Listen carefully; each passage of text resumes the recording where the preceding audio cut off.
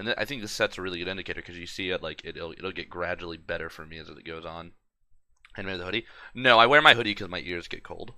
so so it just like I mean it keeps my ears warm, but it also helps like block out any peripheral nonsense. If you see me wearing my hoodie, that's why. Um, but yeah, so you'll see as the set progresses, I kind of adjust more to Pichu's stuff, and yeah, I wanted to win the tournament too, but I was just too weak, couldn't clutch it out. Do you think Pichu outclassed Pikachu? No, I think they have different strengths and weaknesses. No problem, Chef Q. I appreciate you even stopping by. It's alright, Mental Gen. It's alright. It's all part of the process. Alright, so let's get into this. I feel like I'm just gonna mute this commentary. I don't really care what they have to say. So this is me versus Tachyon. We start out game 1 on Pokemon Stadium 2. It's a rather neutral stage.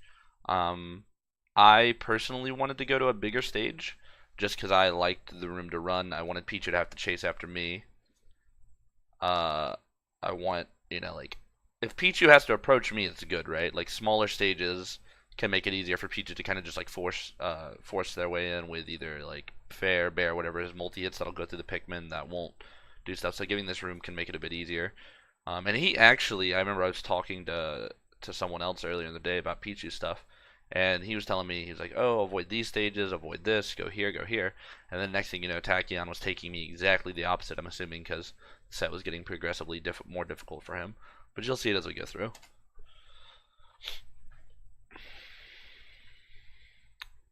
I do think this matchup is like even, maybe slightly Olimar favor. He just really kills Pichu easy.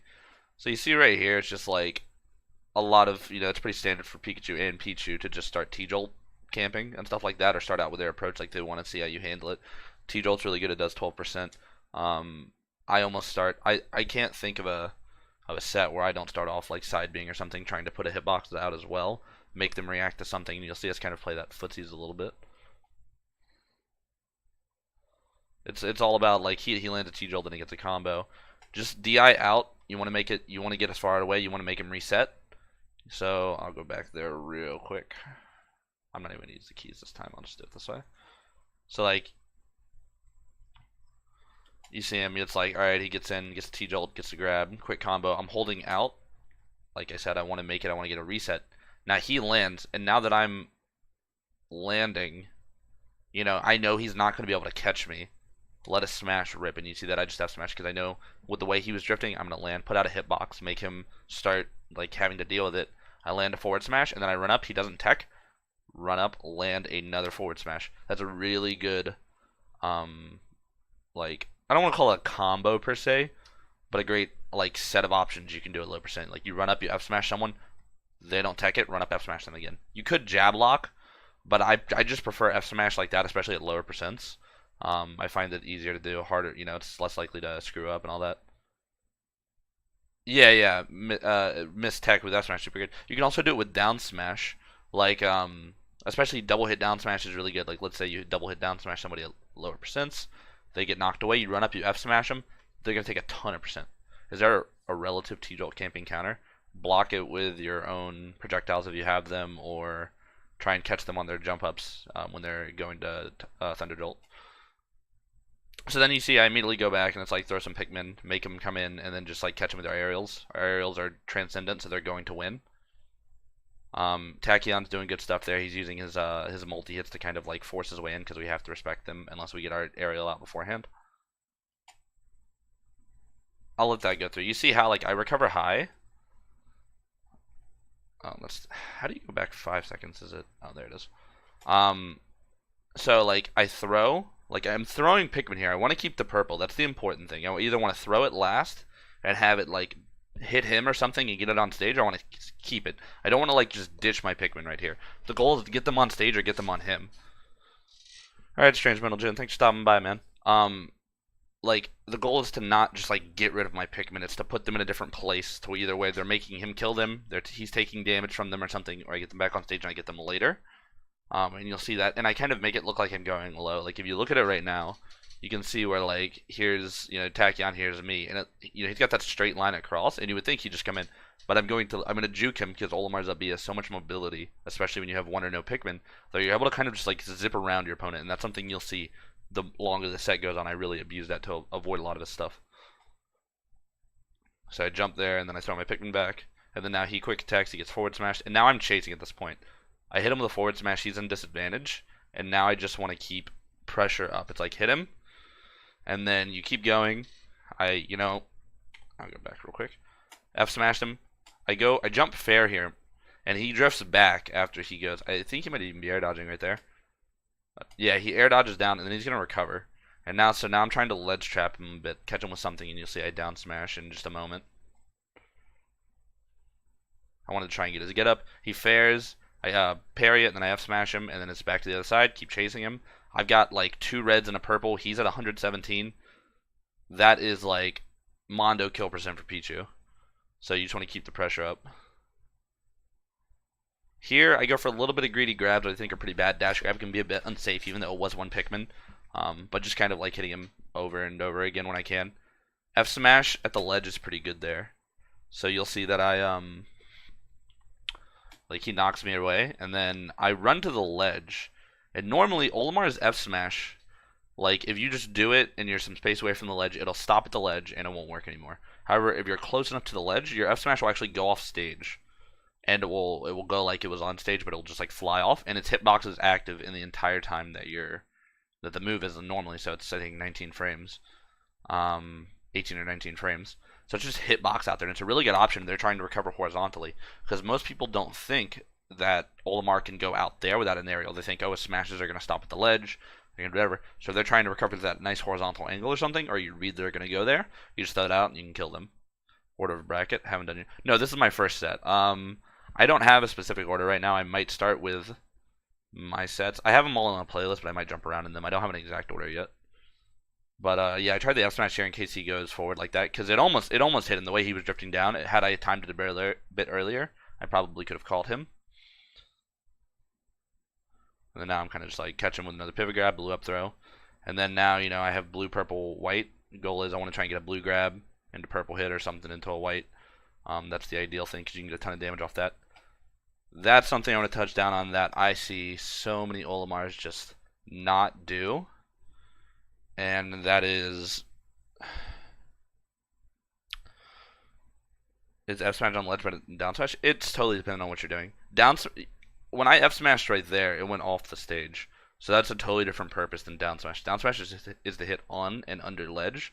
F smash is the hit usually lingering hitboxes as they get up, or like as people as they get up or potentially roll, or when you're all the way at the ledge and send it off as they're recovering horizontally.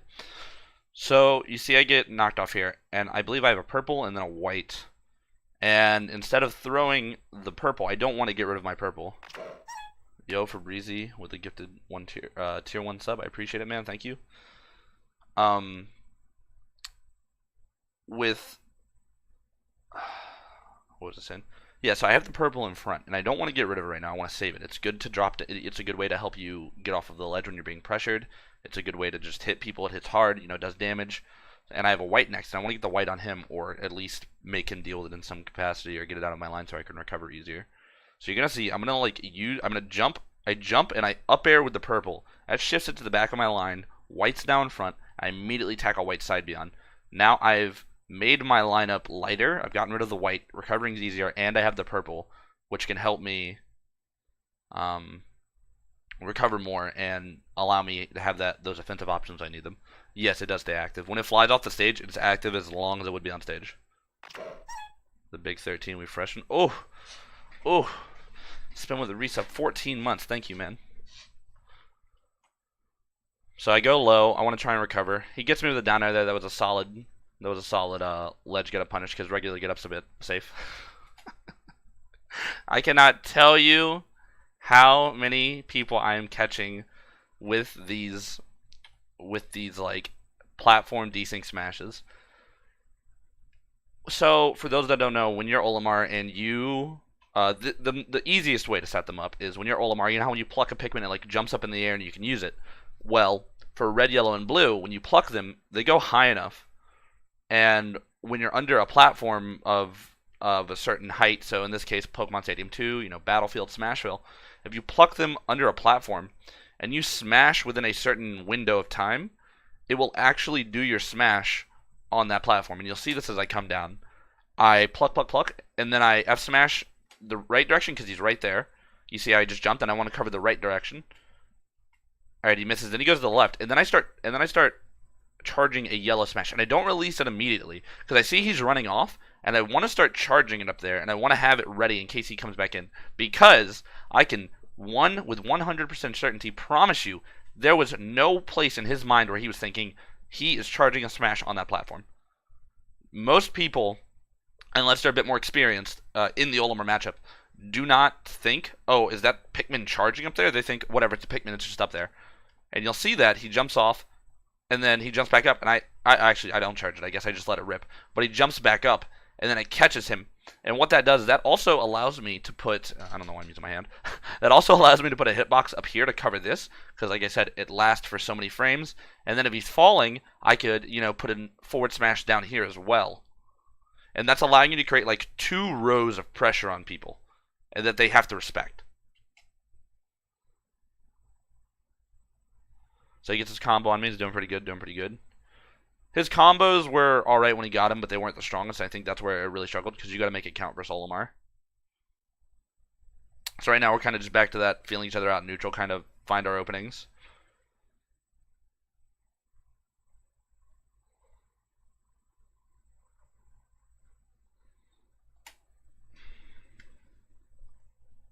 I love this stuff. So what happened here, because everyone's like, what was that? That day, So I go, I hit him, I up air, I try and hit him there. He gets it. So right here he T-jolts. And what happens is I shoot a red F smash out. Red F smash goes, and it hits the Thunder Jolt. And it because they're both projectiles, they both freeze. But Pikmin beat it because it's a higher class projectile, right? But it freezes for a little bit. But it extends the hitbox. It doesn't shorten the duration, right? So once I forward smash with Olimar, Olimar finishes his animation 39 frames no matter what. It doesn't matter what my Pikmin hits. Olimar is always 39 frames. The Pikmin, though, that acts individually. So what happens is I forward smash. It hits Thunder Jolt, extends. Olimar finishes his animation. Right? He's done. He already released the first F smash. Then Tachyon comes in. He gets hit by the red forward smash. He's in hit lag, right? So he just got hit, so he's froze there for a moment. And I let another forward smash rip. And then that goes out at normal time, hits him as well, so it stacks for double the damage, and then he gets sent flying. Yes, my girlfriend is a wonderful support person. They always get mad that she yells. So I forward smash once, or I forward smash the purple and then the red. Gets hit him, and then I hit him again. And then I try and grab him if he does a regular get up if he goes above ledge there. I think he could have gone a bit farther out with his dares and bears because they're multi-hits to try and really pester me. He was being a bit conservative, which I understand. He was at 131. You don't want to get caught with an up air. But you got to be careful about that. Catch him. Pichu quick attack has a lot of lag, right? So when he goes on stage like that, just gun him down, grab him, dash grab him. There's a lot of lag. So when I'm covering the area over here, right, and he can't go, he doesn't want to go to this area. He doesn't want to mess with me. He's gonna try and go around. That's fine. He lands, run, grab him, up there, he's dead.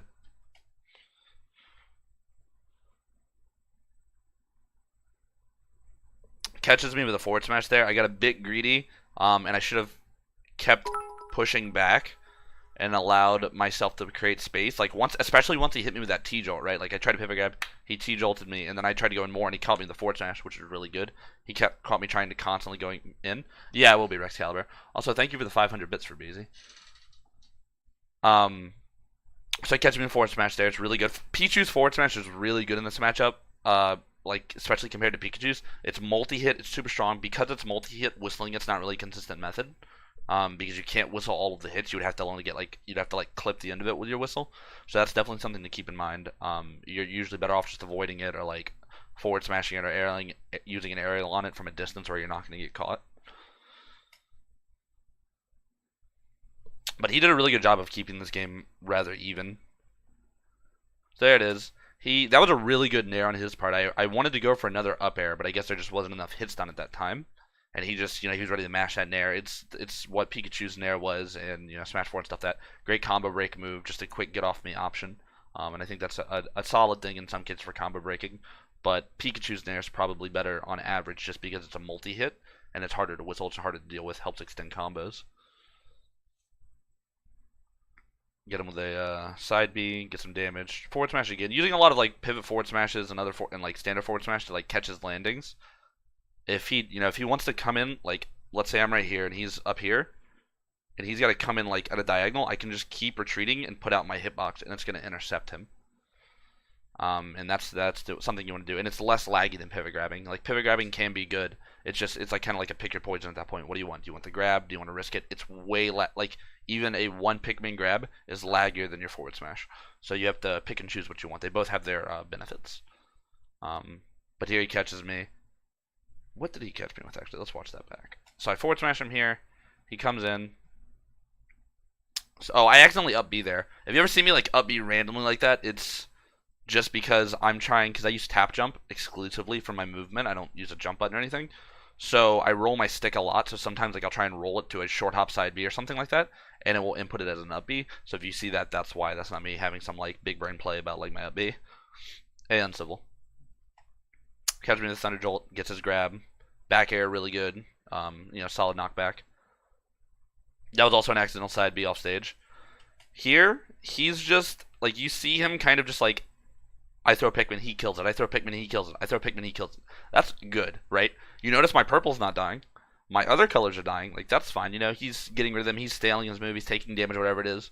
I'm, like, slowly getting the lineup by one. Like, you want to burn through red, yellow, blue, and white, like, be my guest, man, because you're not killing the purples because they're not sticking. So it's just doing me the favor of getting me my purples faster. And once I get purples faster, it's like now you just elevated the amount of difficulty you have to deal with the matchup. So that was a bad accidental side B. He kills those. I just keep side Bing, Now I've already got a blue I'm about to pluck when I do.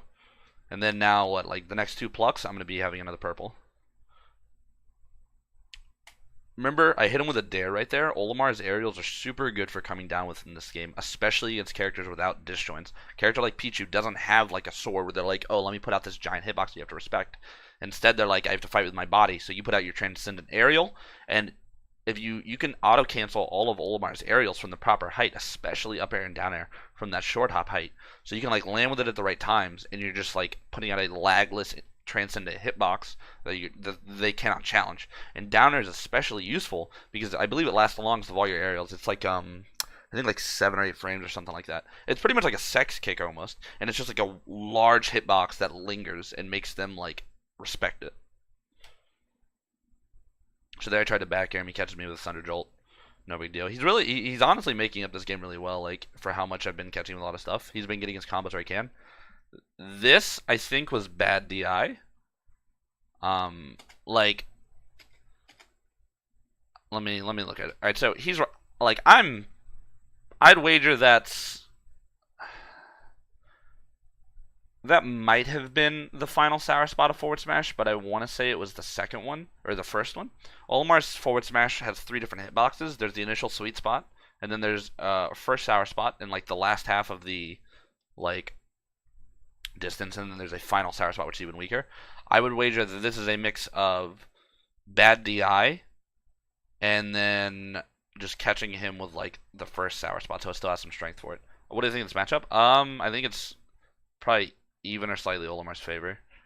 I wouldn't be surprised if it was Olimar's favor. It's just like Pichu just dies so easy. It was also charged a little bit, which helped the knockback. But like I said, Pichu dies easy, and that's a bane in this matchup. So the next game, I believe he goes Battlefield, which was surprising to me because like I said, the guy I was talking to earlier in the day, he was like, oh, he probably won't take you to Battlefield. He won't he won't want that type of stuff. And I was like, okay. I think I banned Siege and Lilat in this because Siege, it's like I said, it's a really small stage. It can make it easy for him to smother me, and that's something I want to avoid in this. Battlefield, I do like. I'm not Like ESE has some platforms which can help him kind of camp and go in and things like that, or like camp with the T jolts and then kind of dodge me. But I'm not too worried about that. I'll be able to catch his landings. And then I ban a Lilat. One, because it was a stage that I didn't have too much practice on, but also I don't know if I didn't know if Pichu could do like quick attack type cancel things on Lilat similar to Pikachu in Smash 4. Do you think Pikachu would be a better pick? Probably somewhat, but even then, I don't think Pikachu wins. I don't think Olimar has any losing matchups right now.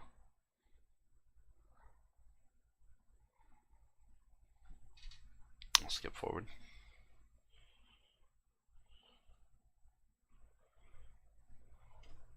So immediately start the game again. He goes in T-Jolt, some side being. I go for a bit of a greedy dash grab. That's something that I really am trying to reel back on with just how laggy the grab is in this game. Although, you know, having one or two Pikmin does reduce the lag. It's like a dash grab can just be really committal at times, so you want to be careful about it because you also put yourself forward with it. So that's just something to keep in mind. Like, while yes, grab is good, you know, don't always let yourself do that just because you really want to grab. Be very mindful of it, or if anything, maybe do like a dash, stop, standing grab instead of the dash grab. They have different benefits, but it's really up to you what you want. Just be careful about it.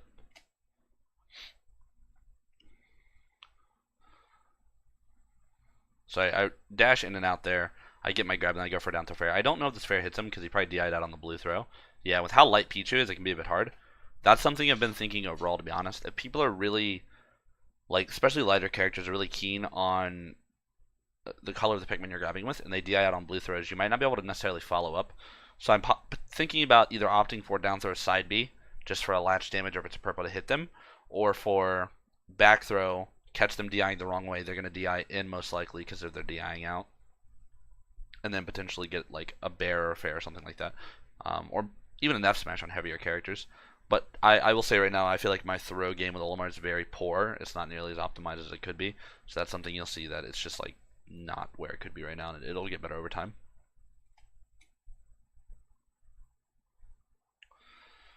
It's a combo. It's doing pretty good. Catches me out with the up B there. I probably would have dared on his shield had he just given me like a slight little bit longer. And it's fine that he's hitting me. Like, I'm at 88, and yes, I can die to like forward smash and stuff. But like, as long as I'm not dead, it's not a big deal.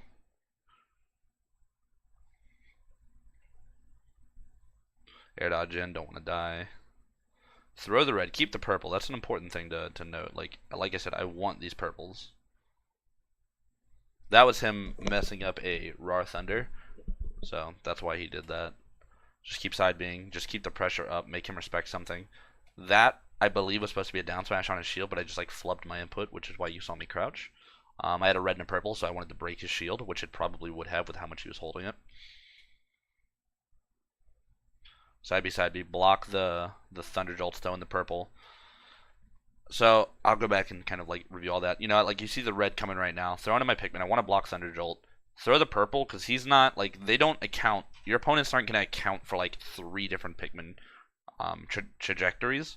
So you can cover these out. Like if they want to overextend, if they want to play that game, let them fly into your hits, right?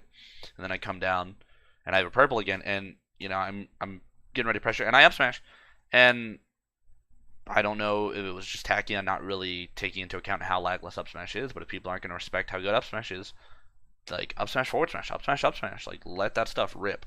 Especially if they don't have a way. Like the most he could do here is like he could have dash attacked, I might have traded and killed, but like he also run the risk of if he trades he dies. Like he would have had to aerial, but he probably didn't think of it. He probably thought he could grab me or something, and I just let a forward smash rip and he dies. There's no lag on that up smash. It's super good. So right now I've got like the white and 2 purples. I'm holding shield there, right? And that like he runs up, I'm shielding, he F tilts my shield, and I hold shield just a little bit longer, and I want to see what he does. And then at that point, I'm like, okay, he has not immediately done another action, so he's probably like still waiting for me to do something. So I'm just gonna grab him. At this point, I think it's probably fine. I doubt he was gonna immediately commit again. I grab him and then I go for a throw combo. Or attempt one. The rage probably ruined that one. Get a back air. At this point, it's just all free damage, so he can't complain. He's fishing for that F tilt, just because it's so good at killing. It is safe on shield. That's why I didn't punish immediately. That's why I kept holding shield. You'll see there. So, one of the reasons I didn't actually throw my Pikmin all the way when I was all the way up there is because, for those that don't know, Pikmin take fall damage in this game. When you side B from certain heights, they take damage, and I think it varies depending on the height. So, like, yeah, I could have thrown my Pikmin up there to not have them, you know, to maybe put some pressure out, but it was likely they could die. They'd already taken damage. So I actually wanted to save them, and I wanted to keep them down there with me, and that's why you see me not throw them just yet. It's like I cycle them with up air and get them right there. And while I do get punished, that was more of a me staying on the ledge too long with my high percent, so my invincibility ran out sooner. But it was important to keep the purples there. Had I thrown them, they could have either gotten killed by him or the fall damage, and then would have been left with nothing.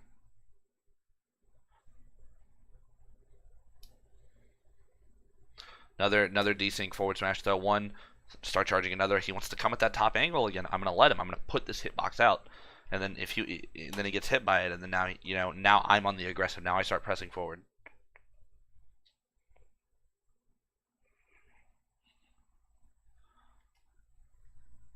F smash, up smash, down smash, spot dodge right after, punish them. It's probably good because most people think they can punish stuff when they actually can't, especially with something like a shield grab.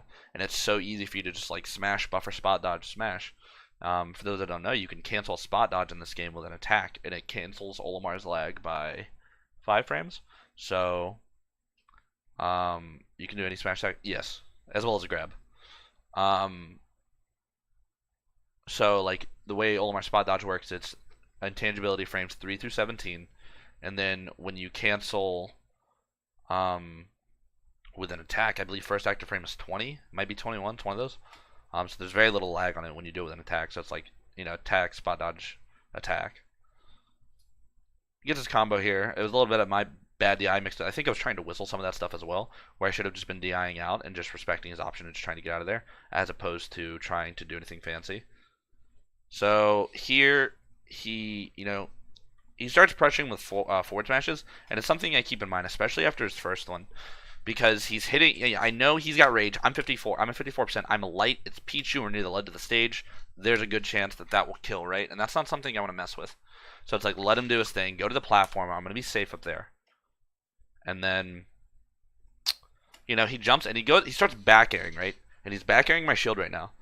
And the important thing is, in this game, when you do an up smash or an up B out of shield, or an aerial, you skip the shield drop frames. It's like instant, no lag or anything, and I have a yellow. So what I was doing here was I was trying to up smash out of shield, either hit him in between the hits of his bear, or catch him and desync it off of my up smash. Because like if I up smash and it's timed properly, his back air would clip my Pikmin as it starts its hit, as I start the up smash. It's going to desync it, and then it's going to finish and kill him. And you see, with how big yellow, especially, he dies from this.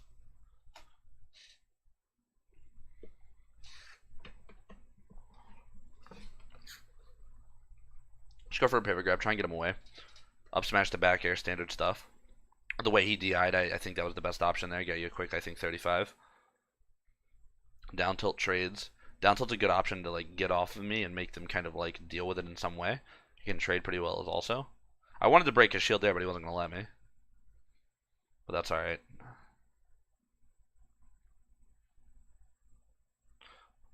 Mistimed my whistle just a little bit there, and I got caught by the F-tilt, but that's alright.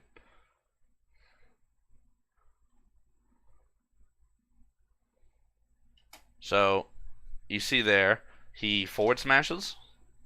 I side B. My side B gets clipped by the forward smash, so it takes it out of the animation, right? It knocks it out of its side B animation, which means it's immediately usable. So what I do is I up B up, and I'm going around him, and I'll show you right here. I up B up, and I fly above it slightly, and then now the purple is in, I believe the term is called Pibble. It's like the range around Olimar in which your Pikmin can be used when they're not technically in your line. So he knocks it away, and then I come up and I pick it up and I fair him while he's in lag. And then, or while he's like standing there, and then now I can start pressing forward again. Oh, this is just a little scuffle of bad mistakes from both of us.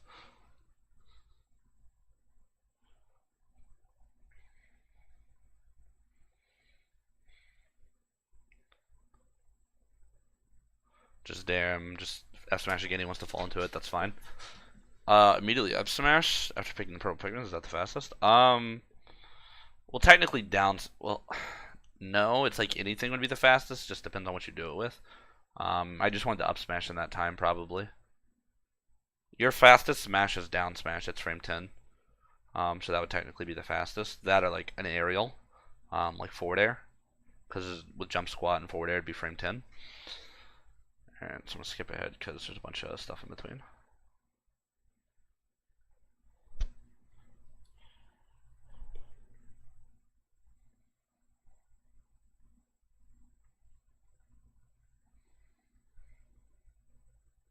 Get him grabbing, spot dodging.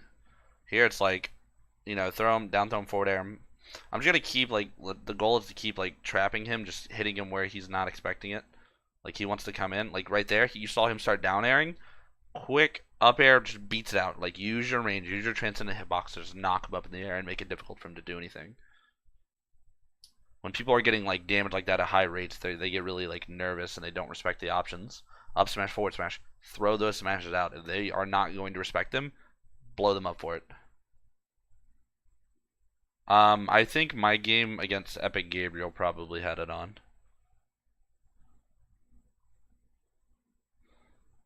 Catch me with an up tilt. It's pretty good. It's pretty good. Just trying to get away right now. That was a good narrative shield on his part. Right there, I drift back, right? So I drift back because I know if I immediately go in, he's probably going to catch me with something, and I have the ability to go back and then go in with my up B. So you see thunders, I let him do it, and then I just dip back and go back in, and I recover safely. So he nares out a shield, and then I'm recovered, and it's like, oh, nope, drift back. But I also whistle to get my purple back, because that's an important thing. Platform comes just in time, I'm able to fair him on it. And then right here, I'm just using my purple to kind of like bully my way through his projectiles, because mine are better. He does at this point. He's kind of like lost on how to really get in because like Town and City I think was a bad choice for him. I think it was a great choice for Olimar. Olimar's really good on this stage in a lot of ways. It's a lot of room to run. It's a lot of room to breathe. The platforms can help you. You live really long here, and as a character that kills really early, that's good. And I assume that's what his line of reasoning was as well. It's like I'm a light character. I die early, but I kill early, so it'll be better if I have some room to breathe from his pressure. If I live longer, because I'll still kill him early. But I mean, the mistake was Olimar does that better than Pichu because I'm able to put out a lot more stuff from a range than he is. Damn. Here, I threw it over there. I wanted to catch him just in case. I didn't want to blow my purples at the moment, but they probably would have killed him had it hit him right there because it is purple side B at 100 near the ledge. Come down with a fair. There, I tried to catch him with a purple, but he didn't give it. That's all right. Whistle that. I knew he was going to come up with an option there, so just whistle was the most likely choice, I think. And then he comes up and I just down smash him.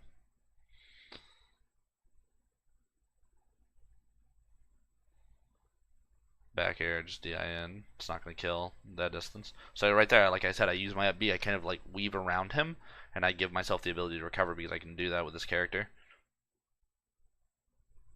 Right now, I'm kind of like inside his head. I've got a really good beat on where he's going and where he wants to go. And because of that, I'm able to kind of just like hit, dip back, have him commit.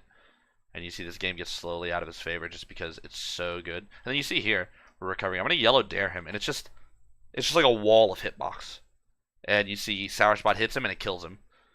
And it's just so big, max rage. It's like you have to, the only way you're getting around this is if you like up B some whack, way or something like that. And then there's a good chance I'm just going to like zip around and catch you within your lag. So, you can see as the set progressed, I was getting a better beat on how he was trying to fight things. I was really getting inside of his head. I imagine he was getting a bit frustrated with just taking so much damage so quickly. And that's something you can really do with Olimar. You want to feed off your opponent's frustration and like their fear almost. It's like, I don't want to die. I don't want to, I'm already at 100%. This is bad. That is Uncivil Ninja in the back right there. Alright. Let's do...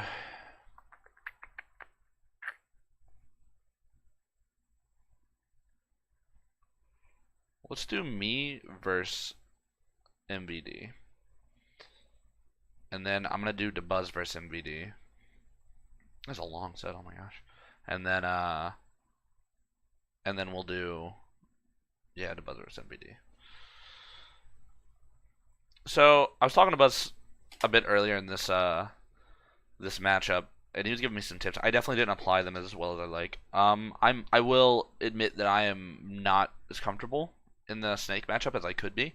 I don't have nearly as much experience as like someone like Dabuz who played a lot of Brawl and things like that.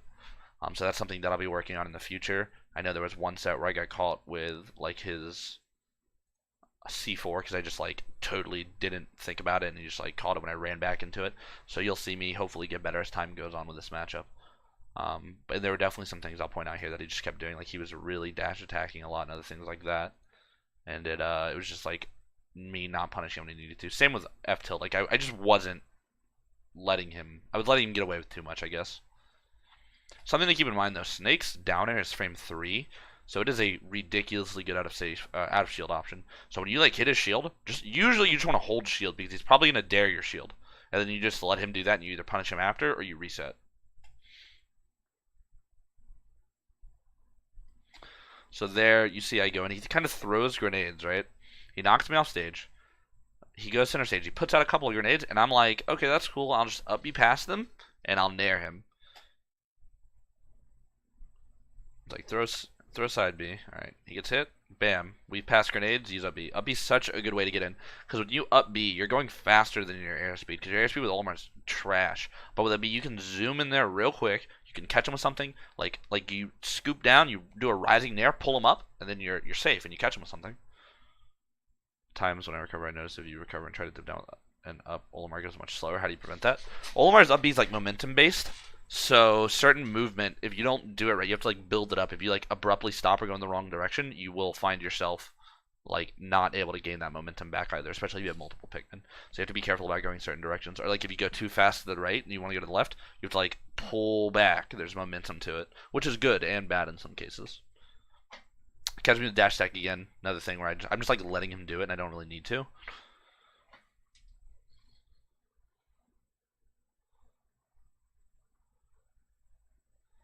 Like, I'm playing at the ledge right here, and I'm not too afraid of anything. Like, I'm not dead. You know, he wants to spam mortar and grenade. He can be my guest.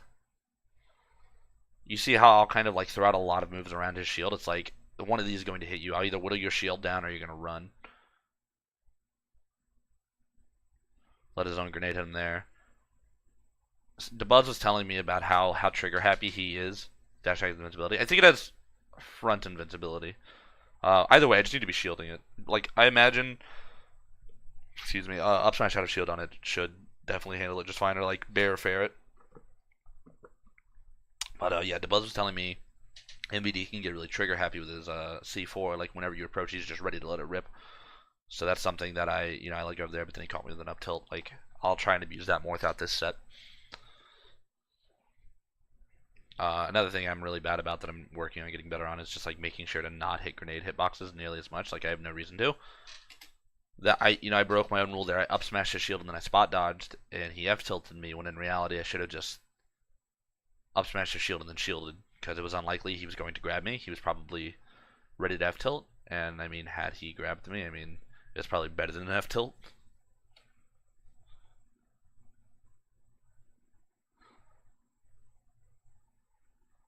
Back out there, read his roll, catch him with an up smash. So here, this was really good. Like, this was a quick evening point. Like, I white side B him, throw a purple side B, hits him.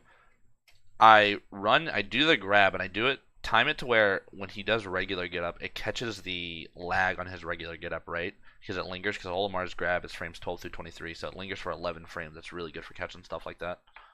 Hands, okay. And then I get a down throw, and then white's ticking the whole time, and it's just a ton of damage. And then now the game is pretty much even.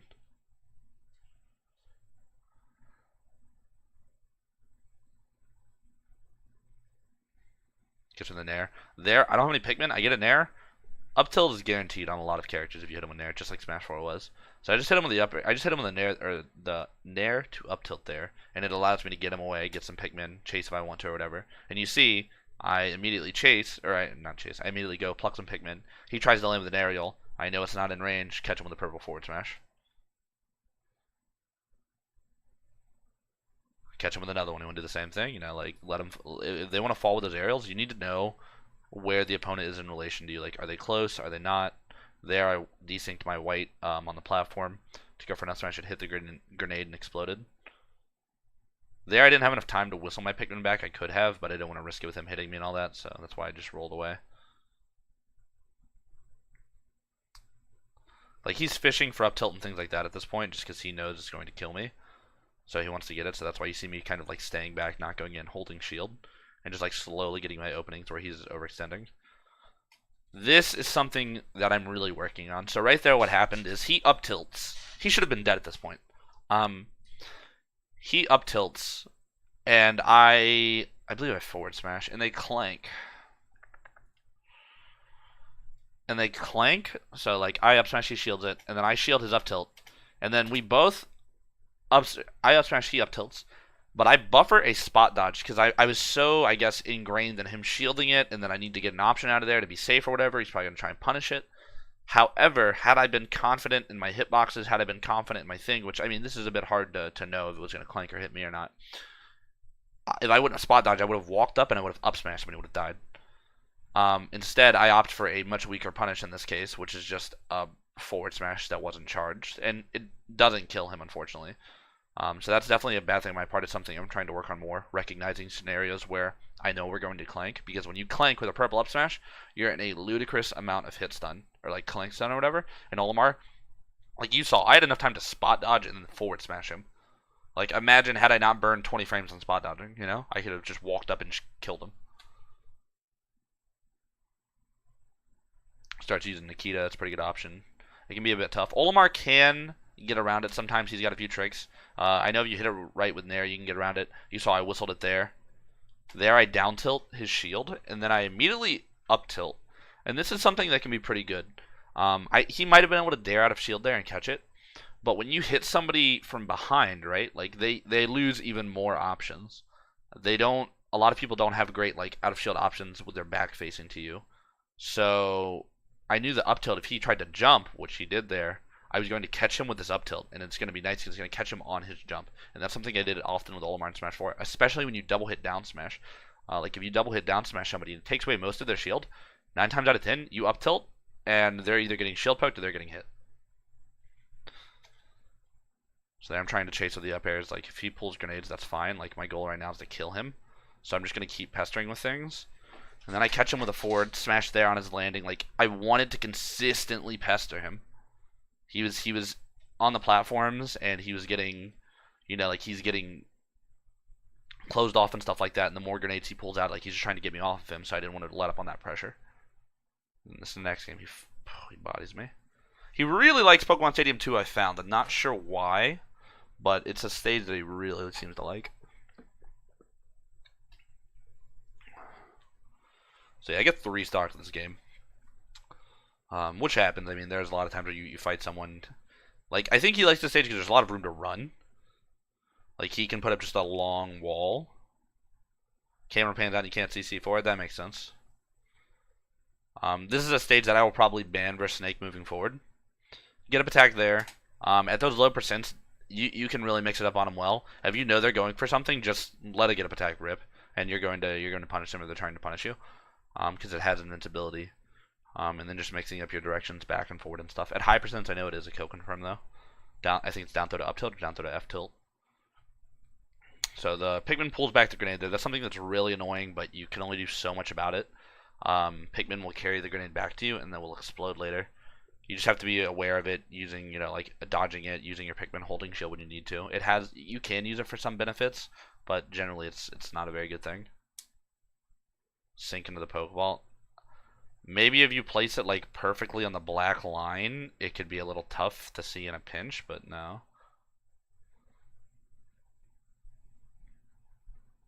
Like, I don't even see C4 right now. Does he have one down? Yeah, he did, and I didn't see it. Because it stops blinking after a while. So he's just like keeping me in disadvantage right here. He's using a lot of things like dash attack to cover that distance quickly, and Nikita's really good there. I tried to nair it because if you hit it properly with nair, like your nair is slightly disjointed, you can clip it before your hurt box gets hit, and that will deactivate it, and then you can go past it.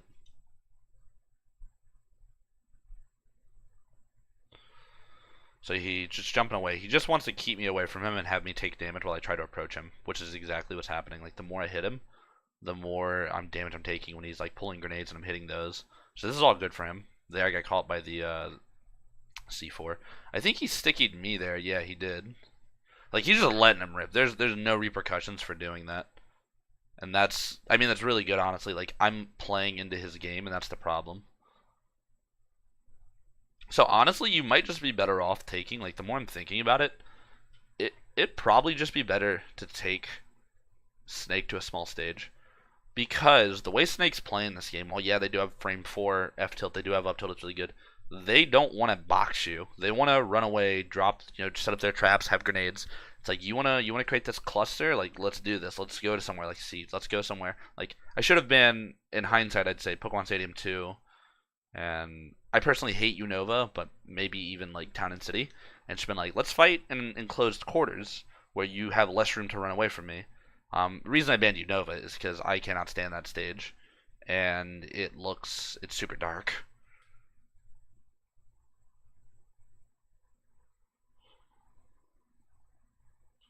Forward throw, I want positional advantage there. Here I chase with the up B. I cut it early, a little premature. Check for the up air. That's a good down air. Covered any whistle options. But he's just kind of like throwing things at the wall and they're sticking right now, like with the amount of hitboxes he's throwing out. Catches me with C4. Yeah, C4 on Unova is a nightmare. I really hate that stage, and for so many reasons.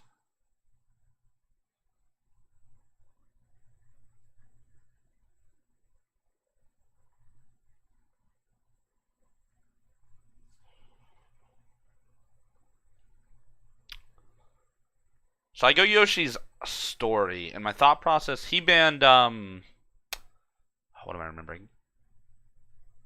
FD Smashville, I believe.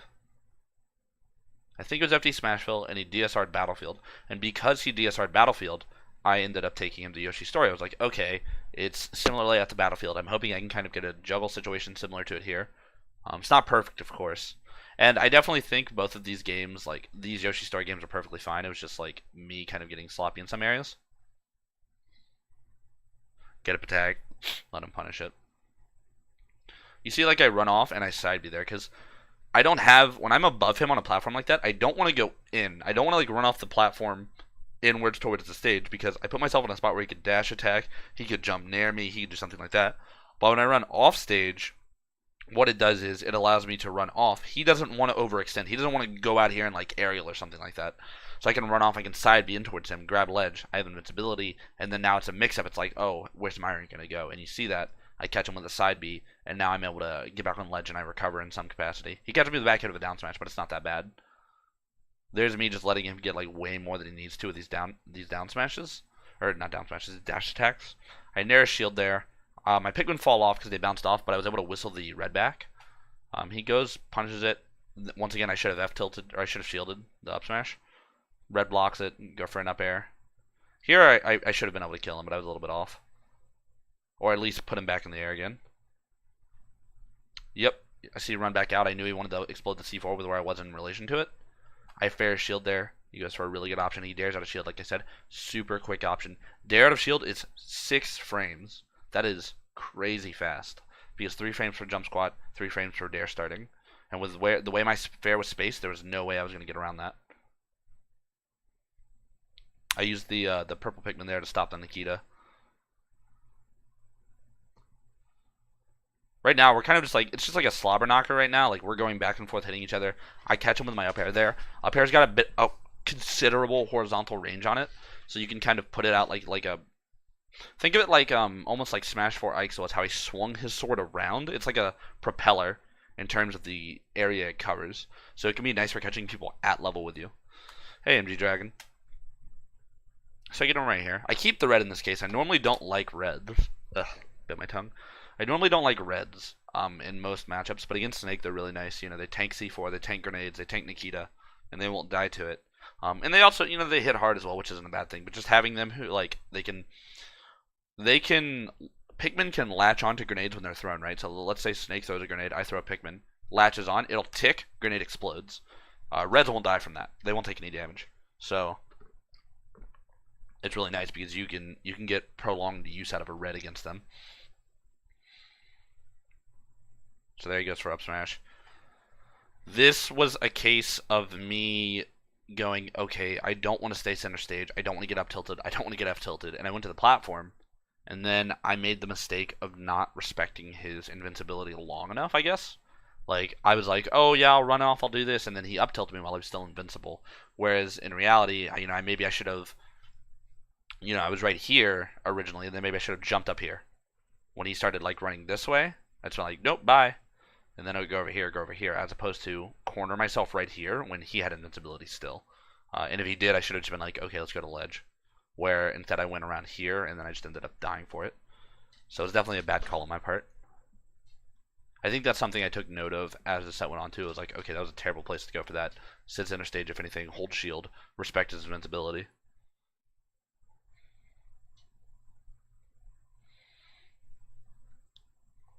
There, I hit him with a decent grab. I'll just run that back for you guys who didn't see it. I come down and I pluck blue, white, purple. Blue's the only color that is going to reach that platform. However, it's the first pick when I pluck, so it's the first in my line. So when I grab him, it works. Like, had it been, white, purple, red, that would not have worked. It would have desynced, but the red wouldn't have grabbed him because it wouldn't have been a grab hitbox. It has to be the first pigment in your line. It's like pluck, pluck, pluck, grab. He's shielding. Forward throw him. Just hold shield.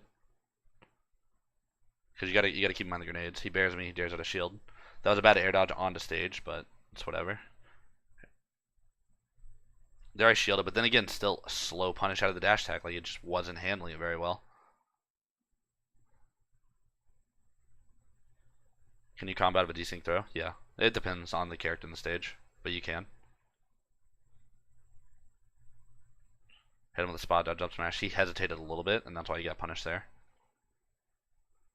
I've comboed off desync throws. It's just uncommon. But I mean, they're already hard to land in the first place. So you see, there, I up smashed his shield, and I knew he was going to go for the dare, so I just shielded immediately.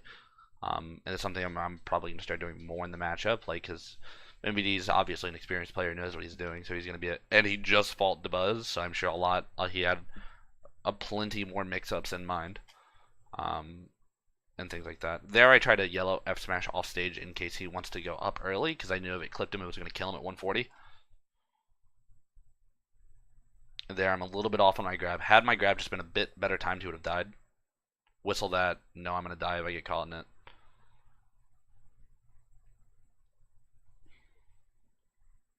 He F tilts me. Honestly, I just got caught on my movement there. Hey, Campbell Zoop, how's it going? I kind of just like ran back and forth and didn't do much. Had I gone for a slightly earlier pivot grab on his landing, I might have been able to catch him.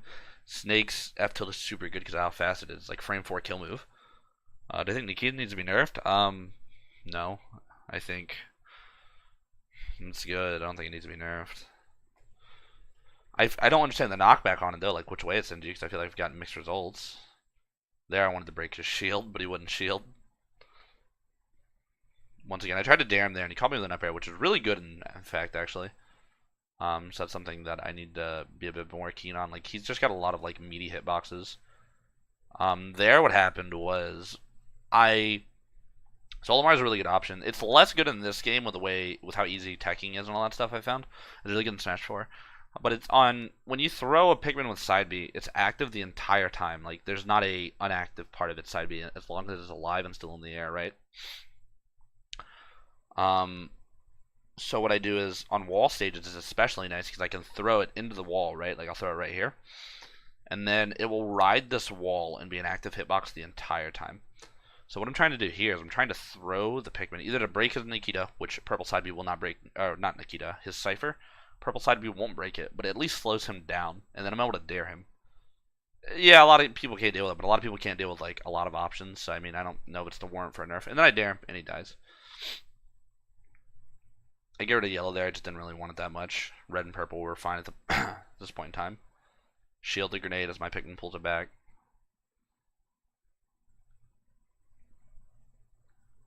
Up tilts me from behind, in fact. I did not expect that to happen. That was a bad up tilt on my part. I think I kind of just like already had it buffered. Like I was ready for it to happen.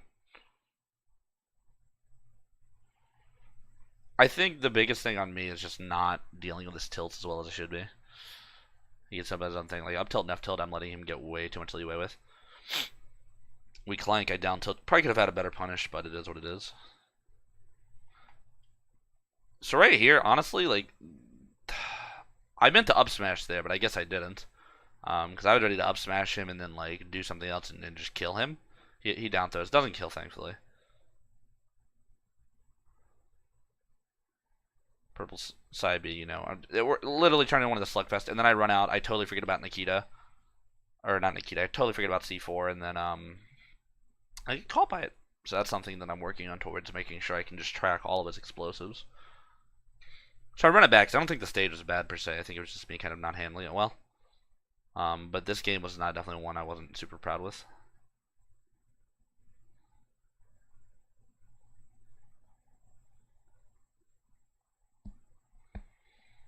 Down tilt hits the grenade as well, so I take some damage.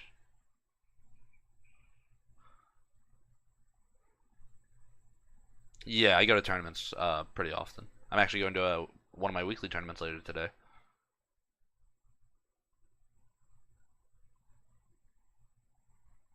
That was a good back air attempt. Once again, just me not respecting where his aerials can go.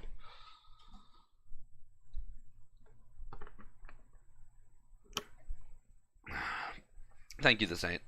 This is Smash Conference. This was like a, not a major, but something very, like, the level right below it. It had like 0 MKLA MVD. This is top 8. This was for 7th place, which I got at that tournament. I wouldn't call it a national, but it was very close. It was big. It was a good tournament. Maybe it was. I don't know. Gets me the back air there.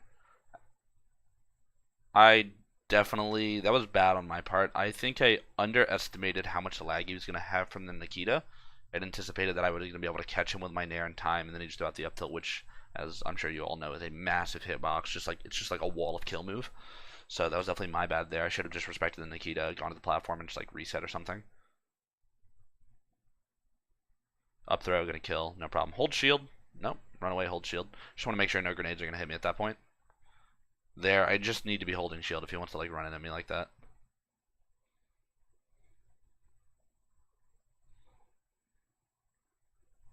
Yeah, Campbell. I'm top Olimar in the US. Well, world, I guess.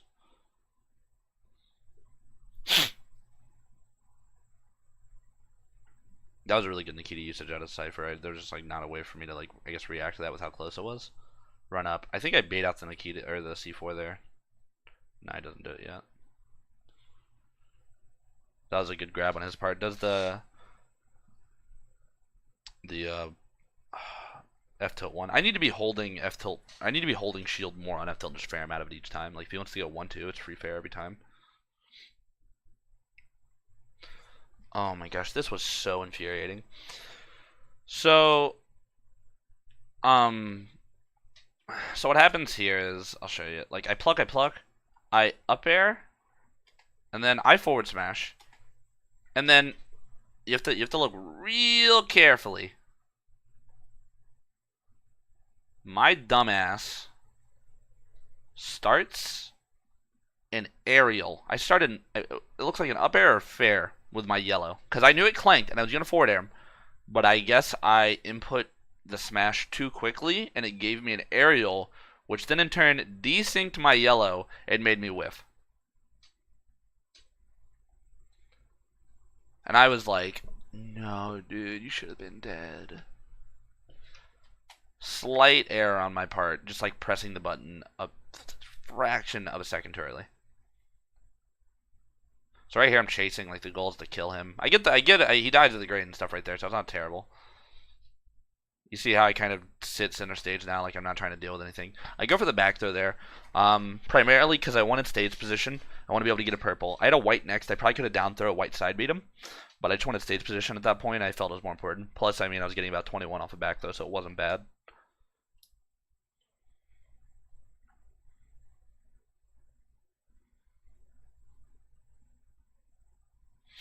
Up air, keep the purple.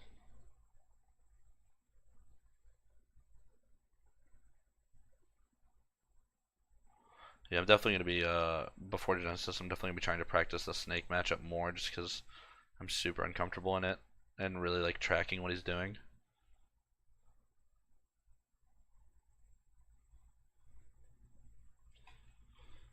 Did you pick my latch on to grades? Yeah. Okay. Let's do Dabuz versus MVD. Because Dabuz handled him quite well. Dabuz's playstyle is a lot more defensive than mine. Like I go in a lot more, and you'll see the difference between how we play here and just how like his play style. Like in addition to his just understanding of how to fight Snake better, I think really comes through. Yeah, I'm gonna do my set, both Dabuzzes, mine and Dabuzzes with Leo, and Dabuzzes with Samsora. So I start on Battlefield. Good stage. I think this is a good stage for Olimar against Snake. It's also really easy to see the explosives.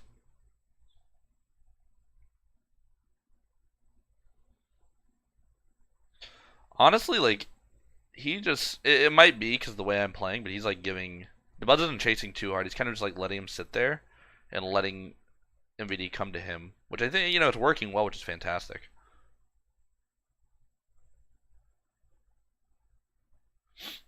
Yeah, he made the same mistake I did there, where he up smashed and then he immediately spot dodged because you anticipate a shield grab or something, but MVD was already ready to F tilt because it's so good, and then he catch him with F tilt there. It just feels like he's using so fewer grenades. I don't know if that's just like how he did it earlier on, but it doesn't seem nearly as many. But it could just be me. He's catching him on like when he's running in a lot with the F smashes, and I really like that from Dabuz. He's kind of like respect me. I'm definitely interested to see where like MVD takes him for these next few games.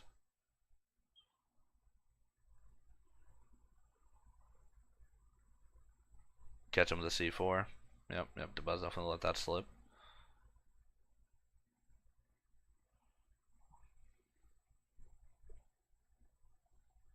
You see how Dabuz is using the Pikmin? So like they're full screen, right? And then he starts pulling grenades. He's ready to throw Pikmin. He just intercepts them. He's like, nope, nope. And Red tanks it, which is really nice. And then it blocks another one, stops it midair. It's super good. And then he catches him with a red fair. Fair's a kill move, especially near the ledge in this game. So he catches him with those fairs when he like sees that he's slipping. In terms of like he's slowly inching forward. Grenades are opening. Pulls a grenade at the wrong time, or he throws it, and then he gets there and he punishes him. You missed. I've done my set with Tachyon, and I've done my set with MVD, so now we're watching Dabuzz's set with MVD. So dash attack, rolls back, gets caught probably with more lag, to be honest. Good down throw, goes for a fair. It looks like he DI'd that in, which he should not have. Never DI'd Olimar's down throw in. That's how you take more damage in this game.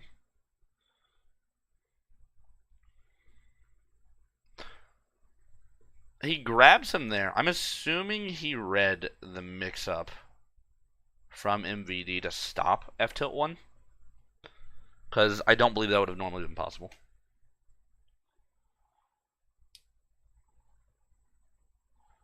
He doesn't chase. He's just like, I'll just catch. He's very comfortable with catching his landings as opposed to chasing him. And I think that's something I might take out of his book. Like, obviously there are times where you'll want to catch a landing. But, like, there's nothing wrong with, he's got to come down eventually, right? So don't make it any harder on yourself than you need to, I guess.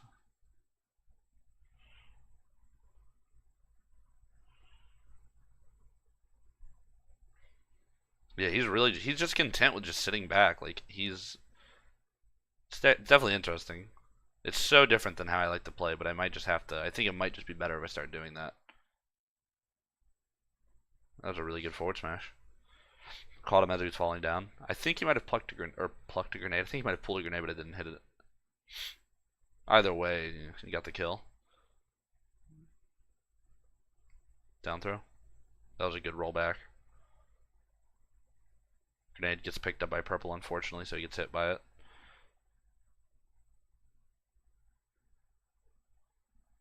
There it is. That's an example of what I was talking about. He used the disjoint of the Nair to clip the Nikita so that he can fall past it. The forward airs it just like he was telling me earlier. The Buzz is super good under pressure because he doesn't crack very easily, so he's just like he really is like a wall at times. And that's something I'm trying to really just take in. Down air on the Cypher, nice. It's funny, we both high percent 2 stocked MVD on game 1 on Battlefield each time, but it was so vastly different in the play styles. Like I was really like in his face, like pop, pop, pop, but Dabuz was so grounded and like concrete in his play style, and it was really interesting to see how both worked. I definitely dug it. Took him to PS2. All right. This is what I want to see because MBD was not having it when he took me here.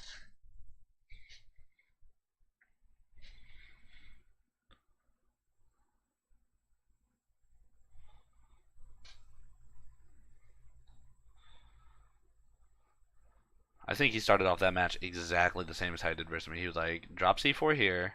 Throw armor is really good. I just want to like briefly touch down on that. So like in previous games, Smash 4, I'll just touch on. Olimar didn't have throw armor, right? So like when I did my throw, Olimar could be hit. The throw would continue, but Olimar would take damage or knockback, right? Well, in this game, they normalized throws, so every character in the game has throw armor. So what you can do is, like, let's say you grab Snake and he's got a grenade or there's a grenade on the floor. You do your throw, you armor through it, and Snake still takes damage. So you see, like right there, like Olimar just tanked that, no damage at all.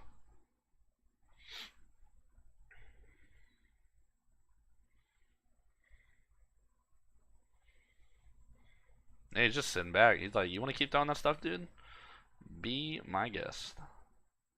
Even in the corner, he doesn't feel the need to swing or go in per se. He's like, "You're gonna give me the room I need." That was a good roll punish. Doesn't even up B. I probably would have chased for an up B up air there. F smash, just catching landings. Reds are really good for that because, like I said, they're just gonna tank the grenades. I mean, he's just trying to approach, but he's not throwing out any buttons. And because like he's approaching empty-handed, it feels like, where he's trying to get in. Oh, that was a good up throw or up smash up air. He's trying to get in, but it's just like with a grenade in hand. There's nothing else. There's no substance to it, and that's why Dabuz is so easily just like throwing out these attacks to keep him out.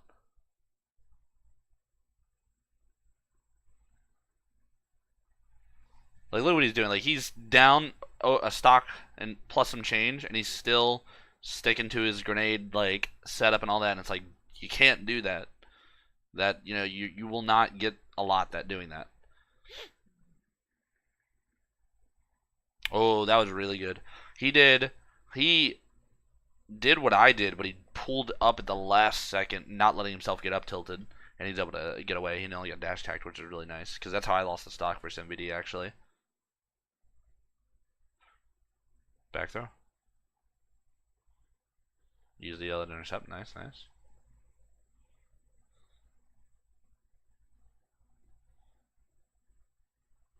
Oh, I think if he dash grab there, it might have worked.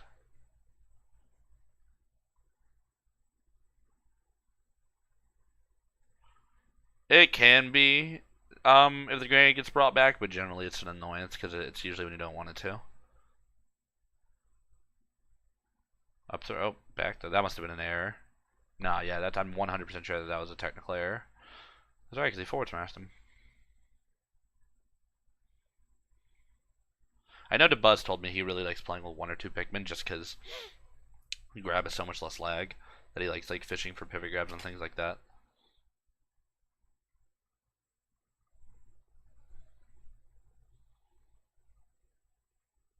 Like you see, he doesn't even pluck there. Like he doesn't need the distance of the three. He doesn't want it right now. He's focusing on that blue grab first and foremost, and he gets it right there because MVD retreats to the ledge pretty much and lets him run up and dash grab him. But that's something you'll notice about Dabuz's play is he really digs that two Pikmin. And then now he's plucking because getting the grab's not nearly as important. And having a purple is really good for a fresh stock.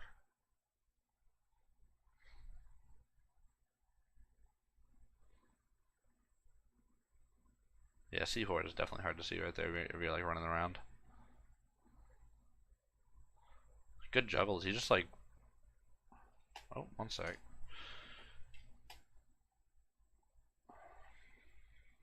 I don't know why it's doing that.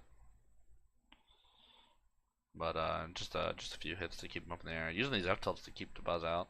But other than that, he just wasn't doing much. Nair to up air, tried it.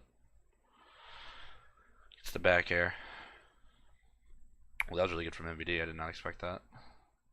Roll? Oh. Oh, okay. It's going pretty good, Valak. It's going pretty good. Just reviewing Dabuz versus MVD right now.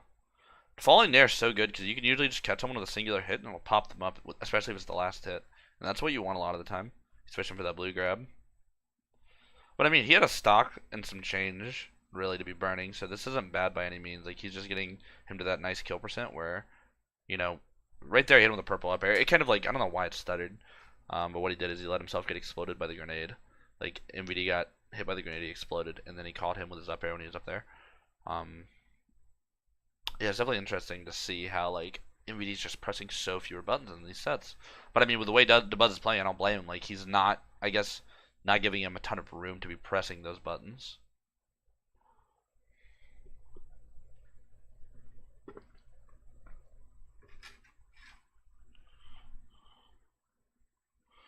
Oh, I love that combo.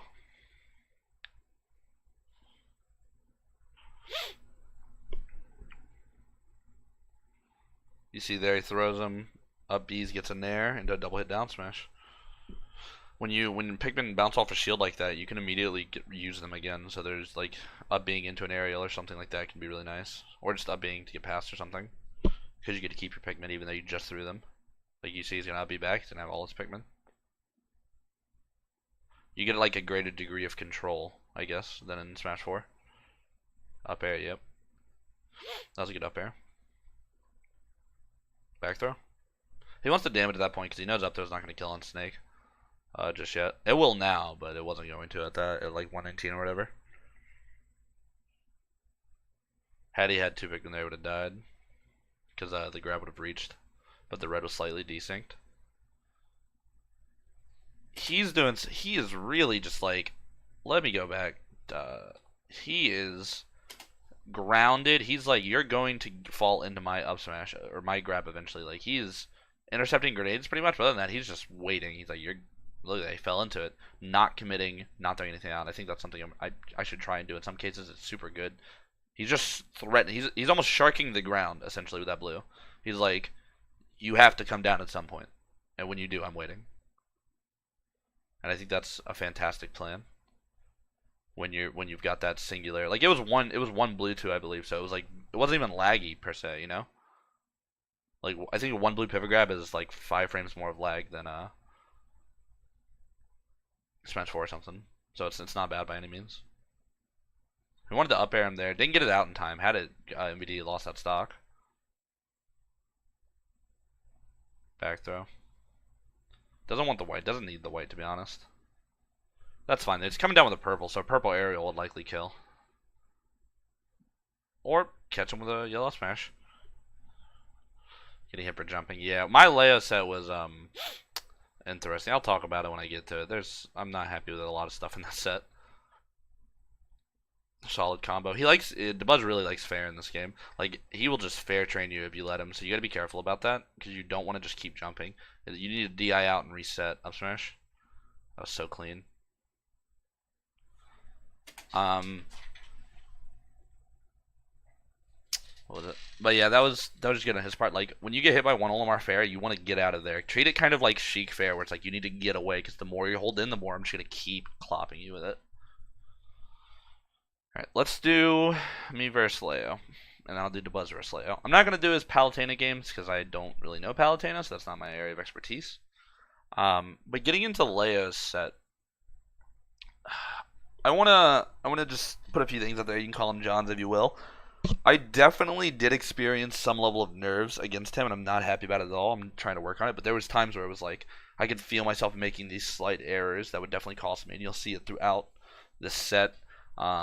Where like I fat finger the wrong thing or I do something. So this set was so in the bag had I just like tightened up in the areas where I needed to. You also see me get shield poked with a full shield. Thanks to the host Equinox. But this set was a doozy. So I guess I'll just start off. Ike I think is an even matchup. I think it's fine. It's definitely not a losing matchup. His nair is really good, obviously. It gets combos, it's safe, it does it all really. But you have a lot of ways to handle him. You can combo him, you know, if you can get around his neutral air, it can be really tough, and you can exploit his recovery if you're good about it. So it's definitely not a bad matchup by any means. I think Leo just abused what he needed to abuse, and I wasn't able to close it out when I needed to. So you see me kind of just like start with side B. I parry is fair. Parrying swordsman is go-to in this game, and I know Olimar's parry is kind of shitty because of how your Pikmin can die with smashes, but it's still really important, and you can still get punishes off of it. You just might not get the punish you wanted.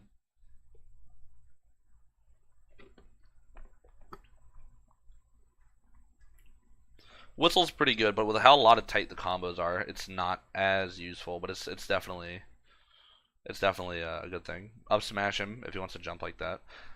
This first example, we are 25 seconds in, where I literally just butcher a free punish. I up smash, and then he does it, and then I just like don't do anything. I like spot dodge, I guess, out of fear that I didn't do anything. Like terrible action. It should have been pluck forward smash. And then he catches me. Like, I need to be DIing out on those hits from Ike, putting distance and then resetting, not like trying to force my way back in. Yeah, a lot of the most missed opportunities in this set for me. And I know people said I rolled a lot, and I'll definitely admit I did, but it's just so hard when you've got an Ike spamming that move that will do literally everything. It can be a bit daunting to not want to get out of there.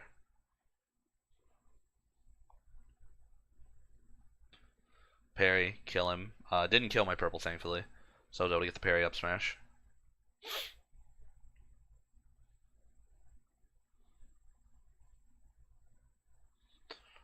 I drift back there instead of trying to challenge his up air, which is really good, but he catches me with Nair back air, because Nair will kill you wherever it wants. He's really good about my desyncs, too. He always knew to, like, get away from them. Whistle that, just try and land. Just trying to catch him jumping, or when he's up there at this point.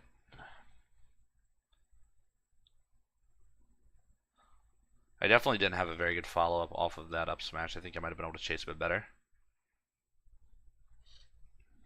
Down throw fair, whistle it. Nair. Oh, wait, everyone. You want to see some true injustice? Allow me. Oh, hey, here, let's frame by frame it. Oh, wait, it gets better. My shield even goes up. Wow, Myron, your shield looks like it's covering the entirety of your body. You must be safe now. No. Nope. Why don't you just die, Myron? There it is. You know what I got? I had people tell me, Myron, you should have parried it. Let's go back. Let's watch again. Myron, you should have parried his charged F smash where he has any time between 3 seconds to release, and you should have hard read his thing to hit your 5-frame window and perfectly read it, or drop shield and die, or hold shield and die. No, I shouldn't have parried that. There was no instance where I needed to parry that. It was hold the shield and then punish him, because it's a smash. Like, that is just shitty game design right there. And I stand by the fact that a parry was not needed at all, nor feasible with the fact that I had to read him. When is the conference? What do you mean? Hey, you see me? I'm like, what the fuck was that? Like, dang, dude, that is plot armor at its finest. Like, this game should have been mine. Or, more likely mine.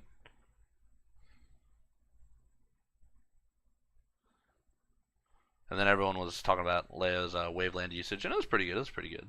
I don't think it was as fantastic as everyone says, but he's definitely making it work. Yeah, Smash Conference was last week. Or last weekend. Fair him. Let the Pikmin bounce off his shield. He doesn't want to, if he wants to let go shield, that's fine.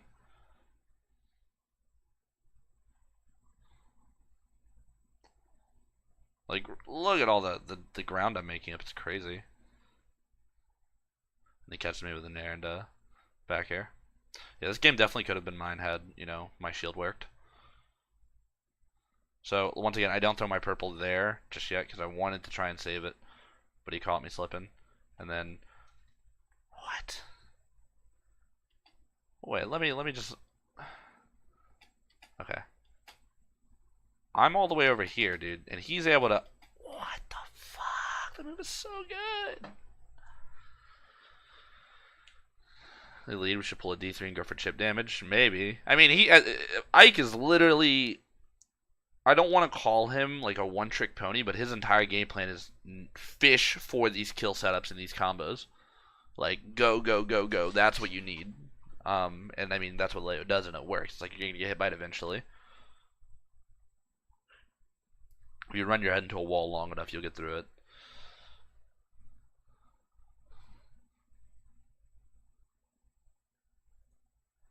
So we go back to Smashville. I don't think Smashville is a bad stage at all. I really liked it. It worked well for me. As you guys saw, I think Olimar does fantastic on this stage.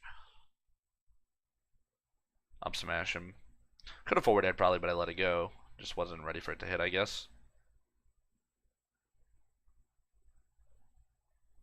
So, oh my god. Let me show you guys. So, when I hold my controller, I don't know if you can see it. My thumb kind of, I have a big thumb. I get told that a lot, right? It's very easy for my thumb to, like, when I'm doing certain movement, to slide and clip my D-pad.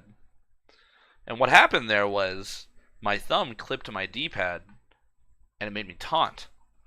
And you can't unmap buttons in this game, so it is impossible for me to turn off my D-pad, essentially. It always has to be a button. So I leave it as taunt, right? Because I don't want to commit to shield, and I don't want to commit to an attack, so I'm left with leaving as taunt. But in that case, you saw I accidentally taunt, and then I said I don't get punished because you can cancel it, thankfully, after a certain amount of frames. But that's why I taunted. I was so mad about that. Leo air dodge too. He saw an action. He was like, nope. Thankfully.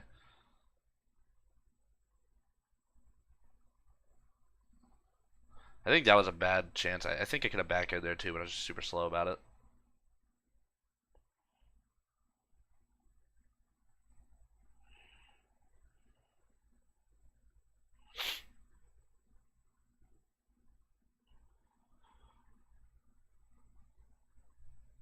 Maximum BM. Yeah, you ain't doing it right if you're not hitting, the winner of the tournament with a maximum BM, and you win that game.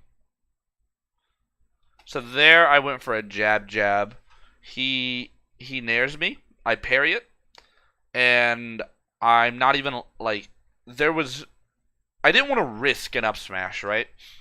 Like he's landing in front of me, so the jab works. Um, and then I had a white especially, so had I up smash, there was a good chance where it was going to clip it. It was going to kill my white, and I was going to lose out on any punish. So I just opted for the jab jab. Unfortunately, I didn't get a grab. Hit him with a quick combo, the good stuff, you know how it is. Intercept him with an up air. If I would have been a little bit better, he would have lost that stock there too.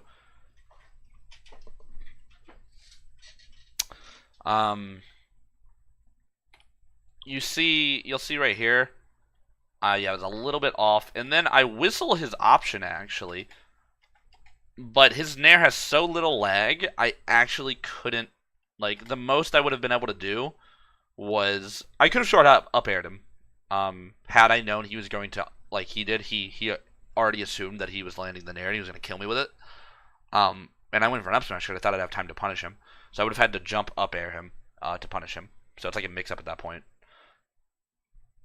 You're better off assuming though that your opponent doesn't know you're gonna whistle. Like it's so fast, it's so like you can't react to it, so they'll just assume it. So if you know where they're gonna go, you can usually punish them.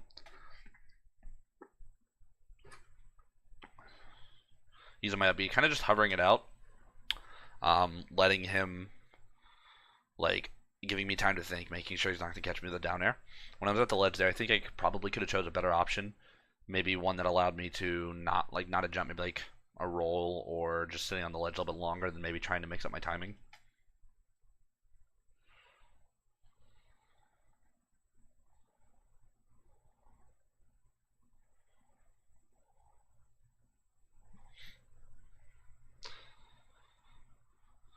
So you see that yellow took fall damage there, and that's why it died. Kind of just filling each other out at the moment. I want to grab. I was doing the dash dancing for a grab, but he just wasn't giving at the time, but that's alright. He's getting some damage. You know how Ike is. So I get rid of my blue there because I need to recover. Also, can we talk about how my sour purple dare at 140 was techable? Like, what?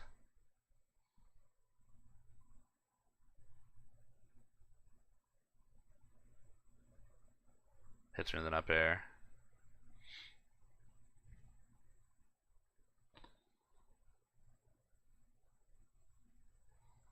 Like, it's fine. I'm just chipping him down at this point. He goes for a counter. I spot dodge anticipating something like a nair or something, or some option.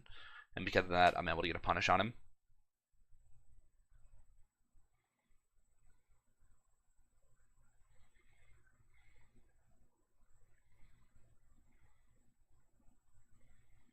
Right now, I'm just using the purples to wall him out. Like, you can, in theory, he should not be able to get past this.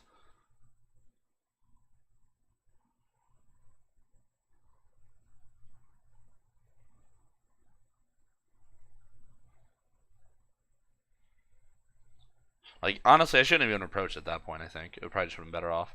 I mean, I hit him with an up smash. Here he wants to kill me. He runs off. He's like, I'm ready to take this match right now. But I hold out, and I upbeat, and I use my upbeat to just maneuver around him, because it's like there's no point in messing around with that.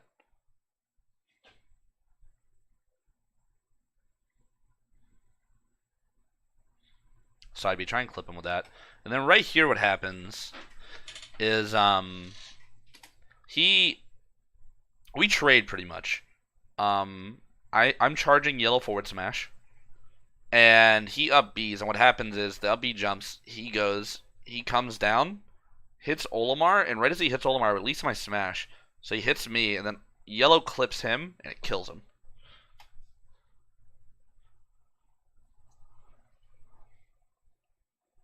And then he goes to Town and City, which, I mean, makes sense. He probably wants to live longer. But he already kills really well. I don't think the stage was bad for me, per se. I think, like, it was just, honestly, these games were just me not being there to clutch it out when I needed to be honest.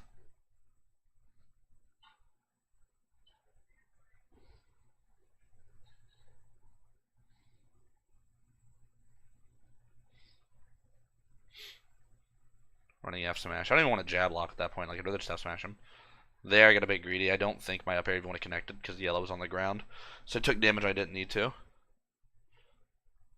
Yeah, and that's, like, that's what I'm saying. Like, there was, in this set, I had a lot of, like, nerve, like, bundled up nerves where it's just, like, I would make slight errors or slow down when I didn't need to or fuck something up, and it was just, like, and it's something I'm actively working on, I guess. Against it's only certain players too. I guess it's like MKLA or whatever, where they're at that like peak level, where I'm just like more nervous than I need to be, and I'm just trying to like I've been working on my breathing and things like that to help, I guess, control it. Because this set was more than winnable, and it was just these slight fuck ups here and there where I let it slip.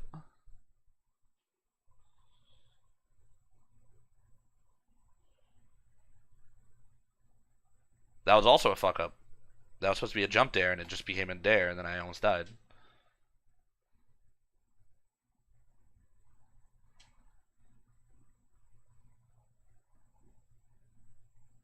Dares that be there.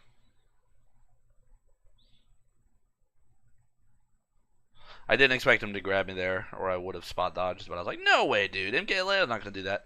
And then there, I should have just...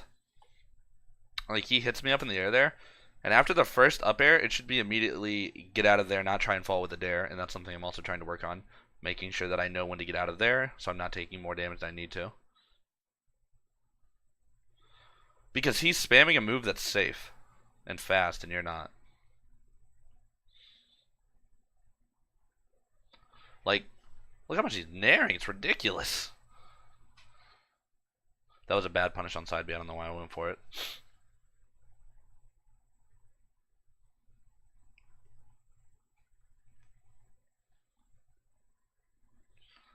Aerials don't work when Pikmin are on the ground. I mean, they do. Up B is very finicky, though. You have to have Pikmin in the right places for it, or it'll whiff. You got hit by side B a lot? Yeah, because I kept fucking up my timings. goes into the part where I was getting really nervous about things and I kept doing wrong moves. It was like, let's see where this nair hits me. All the way in the back, and then he's like, back air? Very good move. I just need to, I assume, hold shield more if he's just gonna spam nair like that. I mean, like, I was doing really well, like, oh, there it is, try and dare again. Get punished for it almost. Lucky I didn't, to be honest. That should have been a run-up F smash, but I got the F smash, so it's okay. Like, even for how many dumb mistakes I'm making, like, it's being kept relatively close. Which gives me, you know, like, it makes me feel good about it, because I know that I'm able to get away with a lot of stuff. Like, I can definitely do it. It's not out of my grasp by any means. Catch him with a nair there, kind of like stuttered, but I fell with a nair, hit him with a last hit, and then I back aired him. It's bad up air spacing, he drifts back. This was my bad. I guess I took too long to process what was happening, and he caught me with a dash attack there when I didn't need to get hit by it, and I died because of it.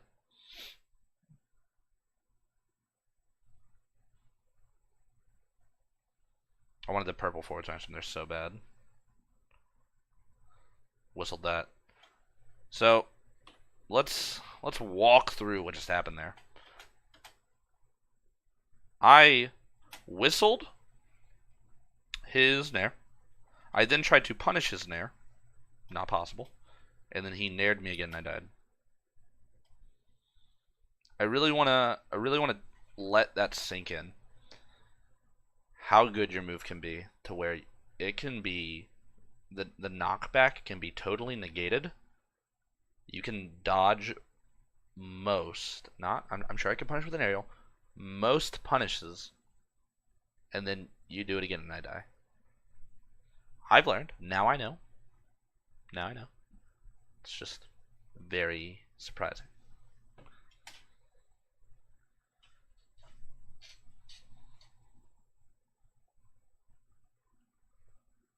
That's the old, if it don't work once, do it again, right? Like, oh, he armored my nair once, he ain't gonna do it again.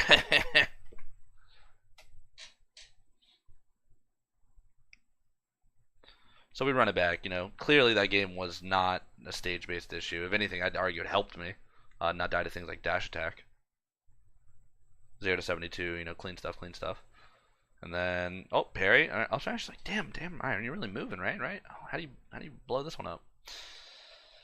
Oh, I'd like to know that myself. Oh, nair. Up air.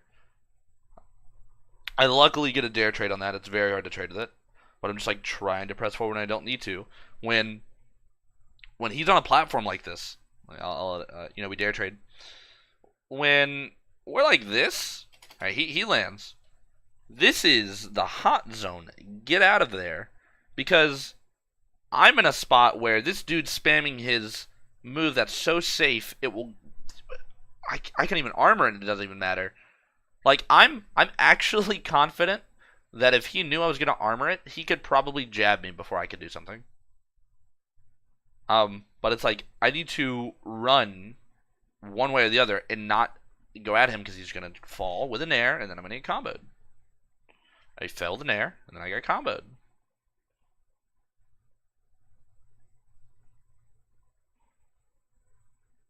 Sour spot, unfortunately, or I would have died there.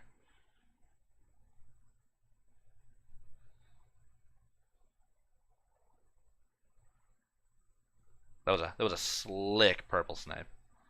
Alright, can we just take a moment to appreciate that? I was so mad that down smash didn't hit, but he rolled, so that's probably why.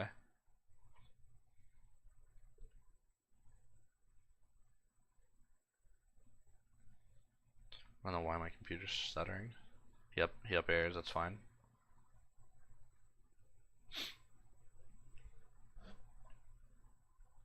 There, I tried to run through him. I had one of those brief smash form moments where I tried to run through someone, which you can't do, so I got dash attacked for it.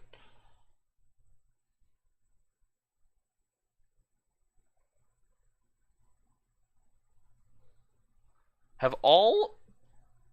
I don't remember. Have all but one of my kills, barring the F smash, been a nair confirm?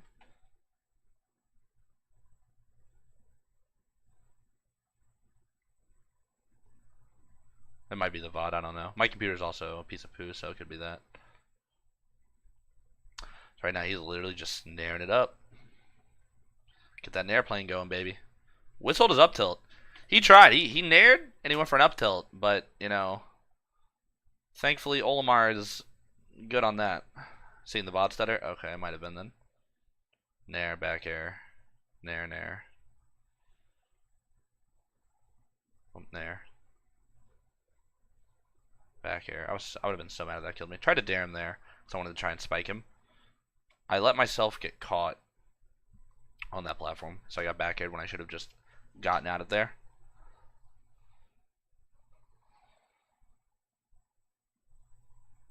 I am so ready. Ooh, I just want to run it back for Slayo. Catches me there, the dash tech, that was good on him. But God, do I want to run it back for Slayo now. I'm tired of these nairs. I feel like the same thing happens to Dabuz. He probably gets naired a lot too.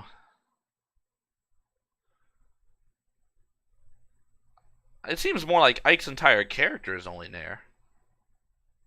Like, you can still make it work without kill confirms, but it's like, oh, that should have been a back air or another up smash or something, and I just ran. Like, I fucked that up.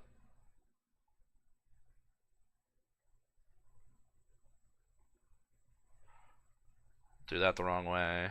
Yep. Like, there was no reason to lose this game.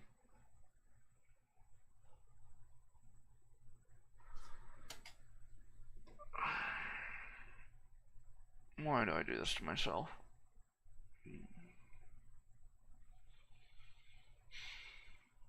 He was dead. I hit him with the perfect nair confirm. Whistled, and then he was look. If I just forward smash the other way, he was dead. He just flies over there, just pop, and all I had to do was blow him up, and I fucked it up. And I went, and I don't know if I went for the wrong move. I don't know if I fat fingered the wrong direction, but that shit was mine. Oh, there it is. That didn't kill. Surprisingly, it must have been stale. I can only imagine. Then I accidentally back aired there, and then I went and cried a little bit on the inside. That one stung real good.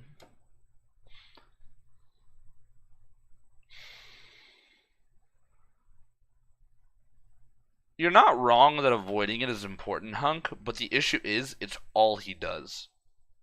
There's not like oh, he'll stop using it now. Like, it's his approach option, it's his shield pressure, it's his kill confirm, it's his frame trap, it's his land, it's everything. Like, he integrates some other stuff in there, but like, I don't think he was approaching with any other aerial. I don't even think he like jabbed like twice. I don't think he down tilted once. Like, it's nair, nair, nair, nair, nair. No, I most definitely shook his hand. I will actually show you boys that I shook his hand. Yeah, no. I expect Ike to definitely be doing nair. That's what I'm saying. Wait. Oh, wait, alright. Let's go back for you boys real quick. Alright, if you look real closely, bam, alright, I shake the head, and there it is in that bottom corner right over here. This is the arm, going down, shaking his hand. Oh, wait, there it is right there. There it is right, there's the bump, We bumped on Leia's screen. You can't see it because my camera's in the way. I could be mid-tier, we didn't have nair. Well, I mean, just my 2 cents. If your entire character is one move, maybe a rework of the character is needed. Yeah. Alright, where's Leia versus Dabuz? So yeah, like I said, I'm not going to watch his Palutena games. I'm just not a Palutena player, so I'm not going to worry about it.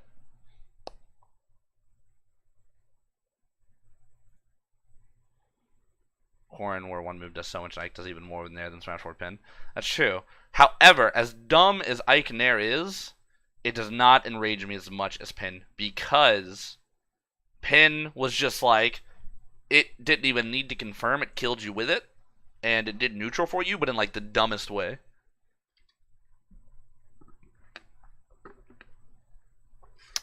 Yeah, Hunk. Like, it was a mix of me not always like getting out of there when I needed to, but also, I mean, had I not like fucked up a few instances, had I gotten my Nair kill confirmed properly, like that could have at least gone to a game 5. It was just, there was more than Nair that was doing it. There was like, Myran, you fucked this up. Myran, the game doesn't want to have your shield work.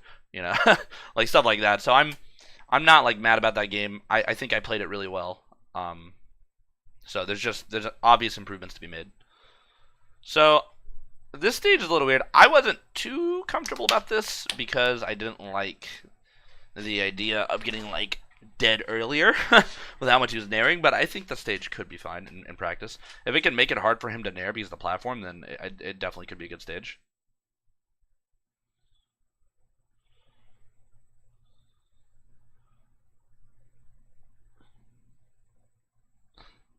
Gotta get those nairs. The Buzz is keeping him much more grounded, much slower, but he's doing really good. Like I said, I think Ike does fine, or I think Olimar does fine against Ike. Like, it's not a bad matchup or anything like that. Catch him in the fair. Intercepts was side B, but it doesn't matter because, yeah, gets the dare there. I think he lives. Yeah.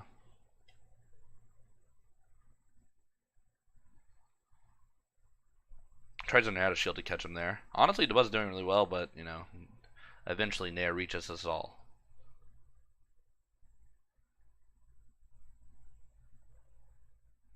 Oh, if he don't regular get up, might have been able to grab that. And grab should have killed.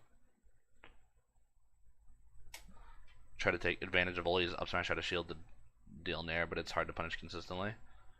You should have should have seen stream chat. Stream chat is they're fed up by nairs, dude. It does give corn pin vibes with how over centralizing it is to a character's entire kit. Catch them with that nair up smash or the nair up air, baby. Yeah, Dabuz is doing it pretty well. Like our varying styles both work in a lot of ways. I think there are just certain instances where you know it's better to go in, but also better to stay out. So I think either or can work. Dabuz definitely wants it. Sour Spot up smash is weak as fuck. Like I'm talking weak. Wants a grab. That's why he's not plugging the third Pikmin right now. He wants to keep the lag down on his grab. And the best way to do that is not have 3.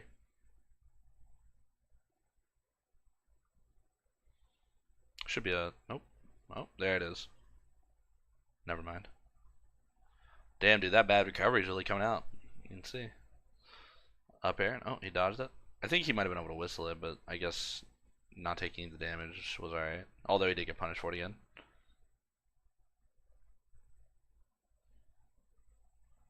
Honestly, like, I feel like Dabuz is doing worse than I was. Like, I think because Dabuz is a naturally slower paced game, like he's more defensive, he does that. Like when you're fighting Leo, it felt like you needed to be able to like zip in and out, let him find your opening, and then you had to go hard. You had to make each hit count a lot, and you had to be able to do that often. Because with how much he's putting out this safe move that's just hard to deal with, like if you're playing a slower, more methodical style, you're not getting too much out of it. And I think that might be why Dabuz is kind of like struggling so much. Because while Leo definitely beat me, I think every game was if not last hit, it was very close.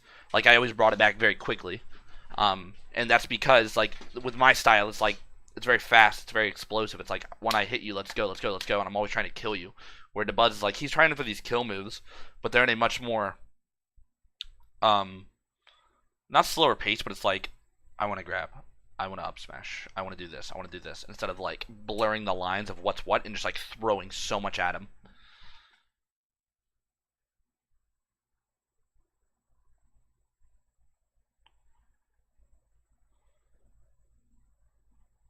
Like, it's gotta be tough coming back from an entire stock deficit when the character's got such strong confirms and stuff. So it's like the longer the match goes on, the more likely he's it just gets dangerous. That was a good fair out of shield. I like how I like how when he nairs you sometimes and you don't go high enough, he just nairs you again. So then you go high enough that time.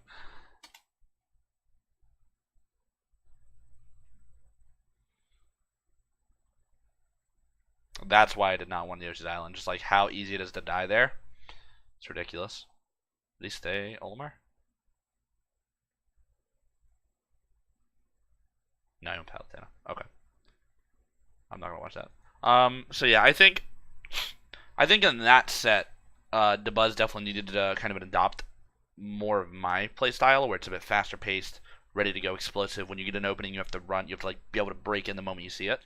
I think that stage was a bit of a bad call. I think somewhere with more room to run was going to benefit him more.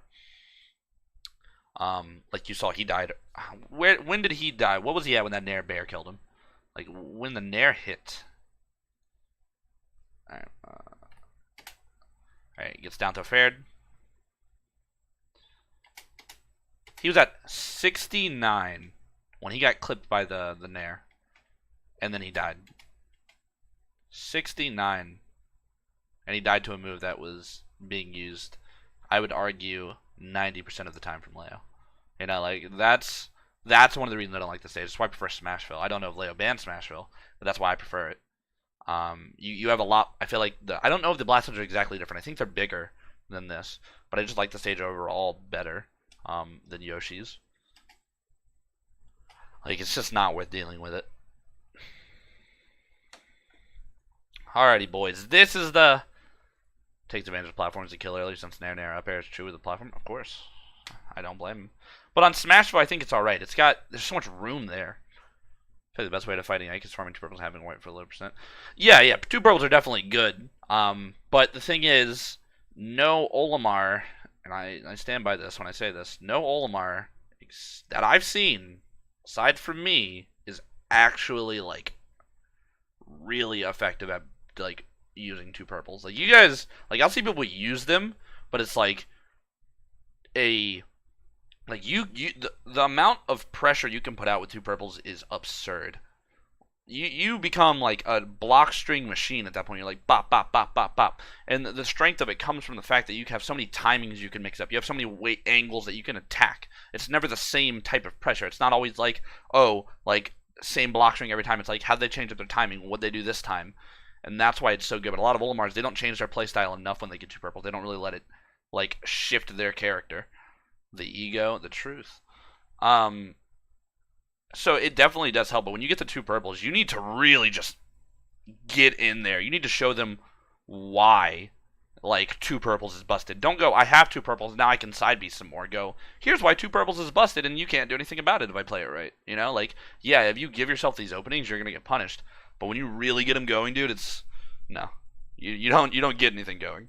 Like, the opponent doesn't. And what makes them so deadly is when you parry them or you power shield them or whatever, there's no repercussion for Olimar. He's still coming. Huh. You're like, oh, I parried 1, I parried 2. And it's like, all right, dude, here's a fair. Like, you better be ready to go for like 3, 4 different options. I would disagree, Zerjan. I think Shuton's 2 purple game is all right. But as someone who's played against him, who's watched him, you know, who does it, in my opinion, the best, and I've had people play against him. Like, I've had, I know Akashic played him, and he told me that he was like, this was Smash 4. He's like, yeah, I played Shuton. He bodied me. But when he got 2 purples, it was much easier. And I was like, when he got 2 purples, it was easier? He's like, yeah, because, you know, he's like, he didn't apply pressure the same way as, like, I did with it, where it's, like, I guess, tighter forms of pressure. But he was like, Shuton without 2 purples was way harder to fight, he said. And I was like, that's really surprising. But I think, like, you need to be aware of what you're doing with it so that you're like, it's not mash side B like everyone thinks, right? There's a lot of thought that goes into it. It's a very elaborate, like, gameplay style where you're constantly micromanaging spacings and timings and things like that. And it puts, like, a super tight offense up. Double my single purple pressure when I have double Pikmin. That's true. Yeah, it kind of is like doubling it. But that's why I want to like clarify that there's more to it than just like mashing side B or whatever. It's like, because a lot of people, obviously the uninformed, are like, oh, Omar, just mash at side B and smash. But like, if you just mash side B, like pop, pop, pop, pop, pop, it's like you're gonna run out of juice. You're not going to be able to time your stuff properly. There's going to be cracks in the pressure. That's going to like not be as effective. But when you time it, it's like throw one and then you wait and you change the height that it's at. It's like, oh, now all of a sudden this covers jump, this covers roll back. You're here to cover forward. The timing is also different, so they can't, you know, it's not the same as last time you threw 2 purples. So then it hits their shield, but then you can come in with like a fair or a down tilt to shield poke them and their shield's getting smaller. And there's just so much that you're constantly adjusting to it. And I think it's something that everyone who plays Olimar would be like really invested in learning, is like when you fight someone or you watch an Olimar and they do it, or you play as Olimar, like really understand what you're doing with your purples and when you throw them, and like why you're getting punished and when you're not getting punished. To be like understand why that's happening. Like, oh, did I put out like a safe block string? Did I cover literally every option he has? And that's the kind of thing that you have to like look at it. All right, let's do Samsora versus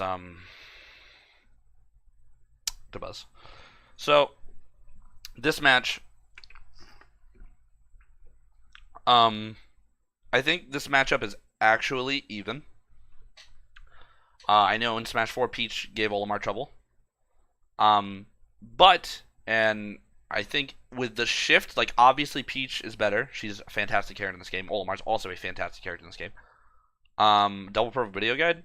I think I have like a brief one for Smash 4. I would have to make a new one in this game when I find a way that I am comfortable explaining it. Like really doing it right. But this game, like Olimar's aerials are now transcendent, so they will always win. Like I'm so serious when I say if Peach comes at you and you forward air or back air or dare or up air and you space it, you do not get hit ever. And that's really important because in Smash 4 you tried it and she just like nared through it or dared through it. Our whistle is better in that it's a legitimate combo breaker now, so that's really important. We're a little bit faster, which I think is also a nice benefit. Yellows are bigger. Yellows were always something that I felt were really important against fighting Peach. Because, like, let's say a Peach is doing their, like, low hover, right? And they're approaching with, like, their dare or nair or whatever, and they're, like, kind of hovering towards you coming. You let out a yellow F smash, and it's so big, it's just like a wall down that they either have to clank with, which if they clank with, that either gives you time to get out of there or to punish them. They either have to dodge it or they get hit. It just puts out a big wall that's really good. Same with spacing aerials. Yellows are really good in this matchup. Blues take a bit of a back seat because Peach is hovering so often it's hard to grab her. And then reds, I think they're just like worse purples in this case. Like purples and yellows are your go-to. Double purple just like lets you get in her face even more. It's like, okay, Peach, now it's my turn to pressure. And now you're essentially pushing like Peach nairs on her shield all the time. You're like bop, bop, bop, bop, bop. And it covers her because she can't shield in the air, right? If Peach can't shield in the air, what does she do when a purple comes? She has two options. She either has to dodge it, in which case she has to pull back with her hover, cancel her hover, or jump away. If she jumps away, that puts her in another potentially bad spot with no hover. Or she has to use a move to hit it. Now if she uses a move to hit it, okay, you throw purple. You throw a purple at Peach. She nairs it. Oh, well, I'm coming through with a fair, so Peach nared. You gotta deal with it. Now Peach gets hit. She dares, you throw it at her head. She up airs, they're not gonna do that. You fair them. They fair, long move, you just come through and you just clop them again. Or you land, or you F smash their landing. That means that when you're using your purples appropriately on Peach, she now has a check in place with her hovering because she can't deal with these hitboxes without committing, and once she commits, you get her. Now the hard part is not letting her smother you and getting your lineup and being able to like get your footing, and I think that's where someone like Dabuz struggles because he's a more traditionally grounded Olimar player. You know, he's slower, more of that like traditional wall, and while that works well in a lot of matchups, I've always been a strong supporter of that. When you fight a player like Samsora, especially, you know, these really high tempo Peach players, you have to be able to match their tempo. You got to be like, oh, you want to play fast? Okay, I'll show you faster, right?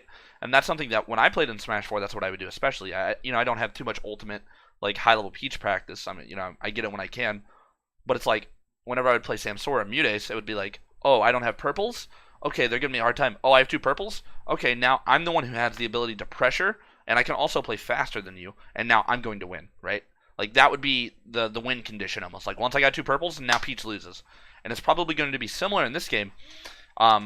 Probably even better, because the fact that shielding purples, you get them back faster, your aerials win.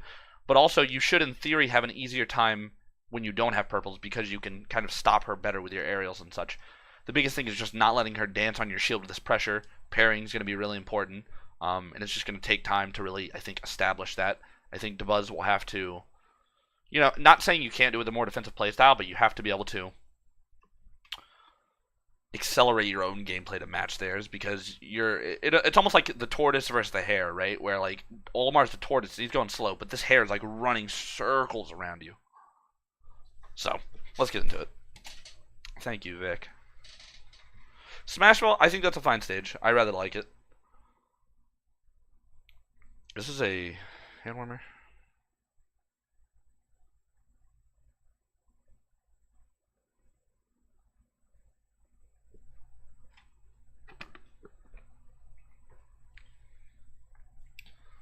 So he immediately, I like what Dabuz did right there. He immediately fared Samsora, right? Like, because what do Peaches immediately do? They start hovering and they start pressuring. So he's just like, nope, called him out immediately, and then he starts retreating, and I think that's good. Like, you can't combo Peach very well at all. She's very floaty. She gets out of stuff. So like, you don't want to like constantly press that advantage a lot unless you have purples, because then you can kind of put a hitbox out first and then approach with it. So you kind of like it supports your level of pressure, as opposed to now where it's like fair, whatever.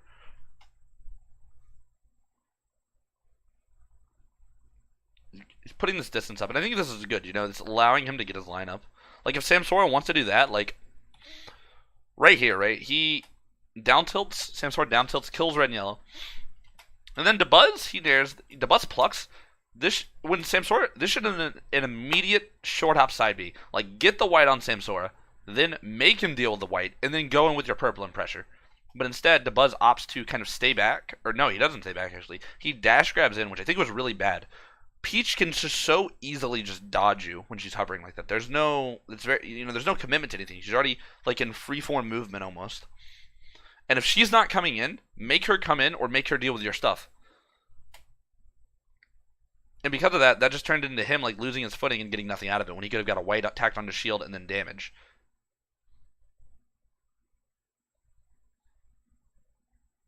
Like I think don't underplay the value of purple side B against her.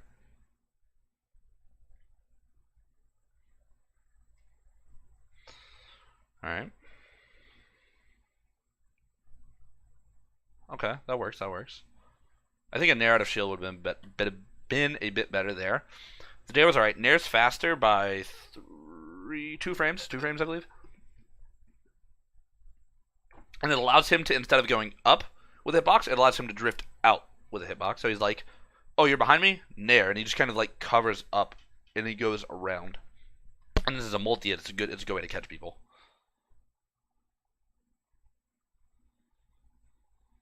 Gets that fair. He really likes that fair. And honestly, I think his fair usage is great with Olimar. It's something that I'm taking note of and that I really want to start applying to myself. Because he's so good at just like calling people out with it. I will also note that I feel like Dabuz's parry usage is rather weak, and that's going to make him struggle in some cases when you have Peach just like dancing on your shield. Gets a decent F smash off her dash attack. I mean, what do you do when RNG gives you a stitch? Like, there's only so much you can do about that. Bad grab. What? No. No. What? The 2?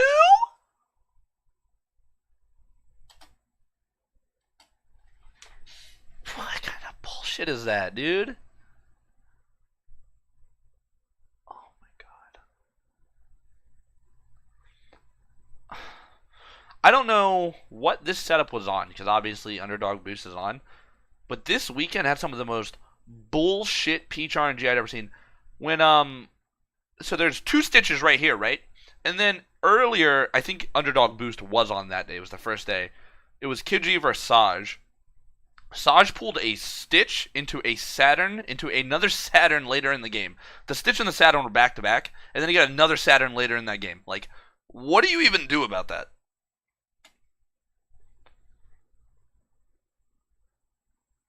That's ridiculous.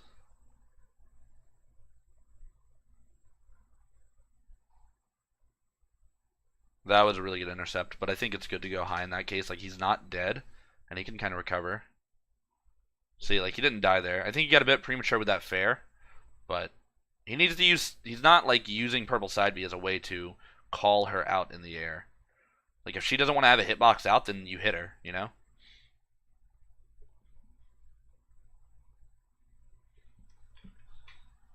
I think that was a time where maybe one of those short hop fairs would have worked really well for him.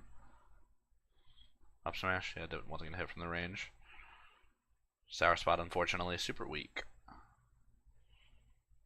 I think honestly, like if she's like dancing like that, like Dabuz has a yellow in line, right? And she's kind of like he's foxtrotting or whatever back and forth, and she's kind of sitting there. Just run in and yellow F smash him, like this. What he's doing right here, just like if she wants to commit to a down tilt, run in yellow F smash. Either it hits or it clanks with her. It clanks, you run in. Might be able to running F tilt. You might be able to, if your Pikmin are desynced, running down tilt. At least get her off stage. Excuse me. At least get her off stage, right? But instead, he opts to do nothing, and then she gets the side B on him. Like, running F smash is super good with Olimar, especially with the yellow, because that range is so massive.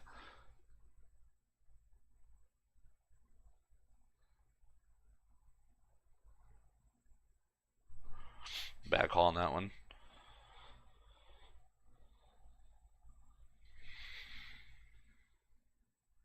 Up throw.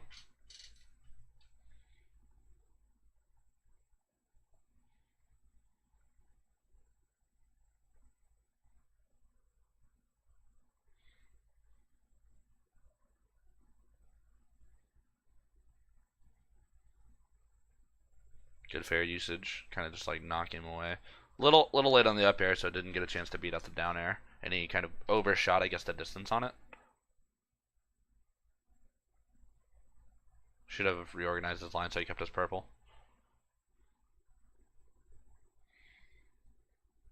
Like just a quick up air to put the purple while you're falling is good. Because then you don't need to burn. Like, I want to go back. You do not need to burn both Pikmin. Like, right here, what he does. It's the next time. Like, what you do is you whistle, you get purple back, and then instead of throwing when you have no need to, all you're doing right now is you're burning your line. Or if you are going to throw the purple, keep the yellow. But he throws both. And what that does is that, like, weakens his defense considerably, because now he has no Pikmin. He has to burn time plucking one. Like, honestly, even the yellow wouldn't have been bad there had he wanted to just the purple. The yellow's got a big hitbox. You might be able to catch her before she catches you with, like, a fair or an up air or something like that. But he opted to get rid of both, and that's really bad.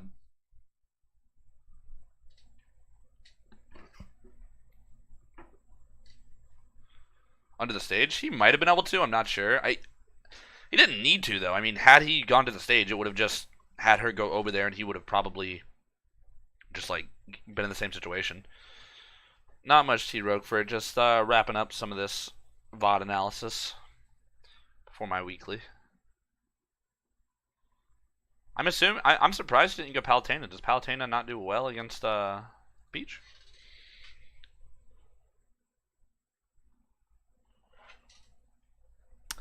Pokemon Stadium is a solid stage. I think he wanted some room to breathe, and that's definitely not a bad call by any means. My only issue with this stage, can you fair turn? No. Olimar's aerials, since they're transcendent, they do not interact with projectiles anymore. They go through them. So you have to block with side B. Or a smash. But, yeah, my only gripe with this stage is that it's really close off stage. Like, the ledge, where the ledge is, compared to the blast zone, it feels very tight and, like, in, close quarters. And I think that is kind of scary when Peach kind of just sits down there and hovers with Nair, which is such a good option to kill you outwards. So that's the only reason I wouldn't like this stage. I don't know what Samsora banned, so it's hard to say where he could have gone, but I think stages like Town and City is obviously A+. Battlefield's not bad, but I think he, once again, wanted room to run. Kalos is a similar issue, and I'd probably choose this over Kalos, to be honest. And then, Lilat might have worked well. Trying to pick up Corn. Oh, that's cool. Well, I hope you like him. Commentator basing the yellow Indigo Palu. I mean, Olimar can do it, but it's just, I don't know. He wasn't doing it today. Right now, he seems to be starting out fine, though. I think he needs to trust in yellow, like, forward smash a little bit more. Like, that was an example. Going back to what I said in the beginning, you have to have these hits out preemptively. If you're waiting to commit to hit Peach when she's on you, it's too late. So it's instead of like waiting till she's on you, you come in as she's getting you. And you'll see exactly what I mean right here. Like he white side Bs, and then This is where you want to put out a fair. Instead, he waits and he gets back aired. Had he put out the fair before, I don't want to say like, oh, 100% chance he would have hit him, but the likelihood of hitting Peach as she's falling in with a yellow forward air, which is massive, was quite high. And then you would have hit Peach and either been able to follow up with maybe another hit, so it would have probably landed and had no lag, or very little lag, I think like 9 frames, or you would have been able to at least reset.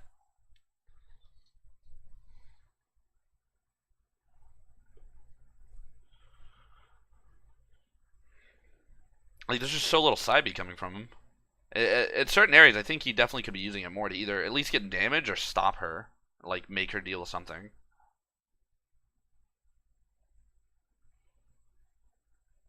He seems very scared to commit at certain ranges, and I think that's one of the reasons he might like be getting kind of messed up in some cases. But I mean, he's doing good right now. He's using those fairs. He's getting them out preemptively, which is important. That's going to stop from doing anything. Okay. So what did he do? He charge up smashes,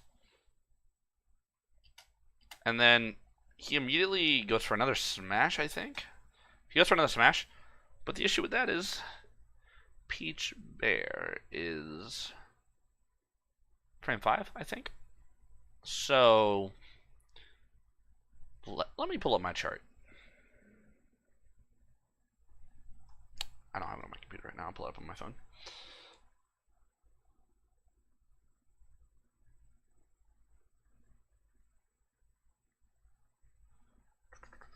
I'm checking just like how safe Olimar up smash is. So I want to have the exact number for it. Bookmarks. Okay. Purple up smash. This was charged, so it's not going to be the exact same value. But it is -1. It's -5 out of shield if you do if it's the early one. The early hit. It's -1 if it's the late. That was charged, so it's probably on the safer end. So instead of up smashing, he could not double up smash her shield when she jump bared. Because the bear was going to come out in time. So what he would have had to do is up smash shield, have her bear him, and then probably up smash again. And that likely would have either hit her before she landed, or she would have landed and either gotten shield poked or shield broke, had she shielded. Because the back was facing too, so it's unlikely that Samsor was going to, assuming the speed is assuming he even has the time to do it. It's unlikely that he would have like bared, landed, turn around, jab one because it's frame 2. So he likely should have up smash shielded and then up smashed the punish.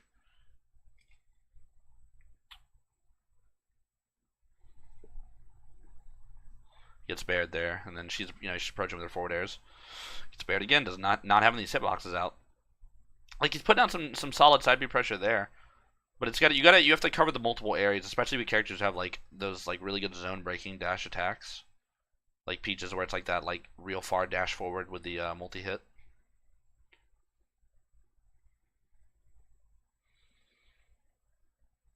Like it just seemed that was really interesting. The way he's using side Bs just feels very tame in a sense. Like he's not using them. It's almost like he makes very little adjustments with the double purple where it could like there are times where he's like he gets one hit and he gets it rolling and it's going. When there's other times where it's just like he acts like the purple's like a regular Pikmin. He'll like purple side B once and he'll try and go for a fair or something when he needs to. Part of using the double purple so effectively is understanding how your opponent reacts to it. So it's like when you hit them, you understand where their options are to go, what their most likely option is, like how do they want to diffuse the pressure, how do they want to do this, and then you kind of feed off of that player psychology aspect of it, because it's important to know how people respond to your character. And when you do that, you're able to like build a more coherent strategy around it and punish them, as opposed to hit them and then see where they go or something like that, or hit them and always press forward. Like Milcorn. And it's alright, it's alright. Probably wants a blue grab here, but no, I threw it. I think that's fine. It's just like the way Samsor is playing, I doubt he's going to give him much. That was really good. I think Aerial Peach Bomber, or just Peach Bomber all the time, loses the F Smash. I think it's treated like Spin Dash in the air, and if that's the case, it'll always lose the smashes. Oh, dare to fair. That was solid. That was solid. I think that might have been an error. Here, he's getting juggled. And I think what he should do is opt to side B left inwards towards stage and use a no Pikmin up B to outspeed Peach and then fly to the other side. And allow himself to land. Because right now he's landing, but he's putting himself in that corner. And that can be really tough. And if he wants to come down, you know, it might be important to, like, use your up B to bait out, like, an option real quick and then, like, dare her out of the up B. Use to force your way in. Because it's very hard to land on Peach as Olimar if you're not using an attack or something. Because up air is a nice, wide multi-hit. Dash attack is a forward, you know, it moves you forward and has multi-hits as well. So you can whistle it, but it's difficult.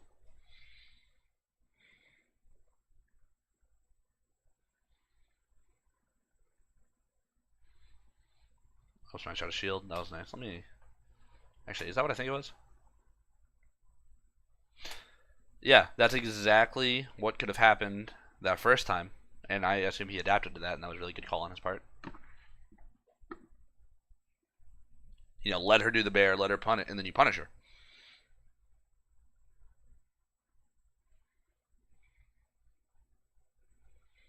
Side B, keep the... I would have kept that purple. Kept purple, gone to ledge. It's really important to try and keep a Pikmin if you can. You don't need to get rid of them a lot of the time.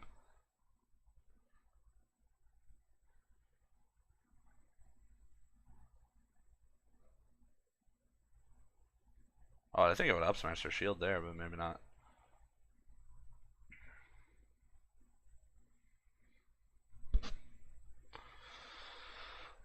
Just sitting back with side Bs. I think that's fine.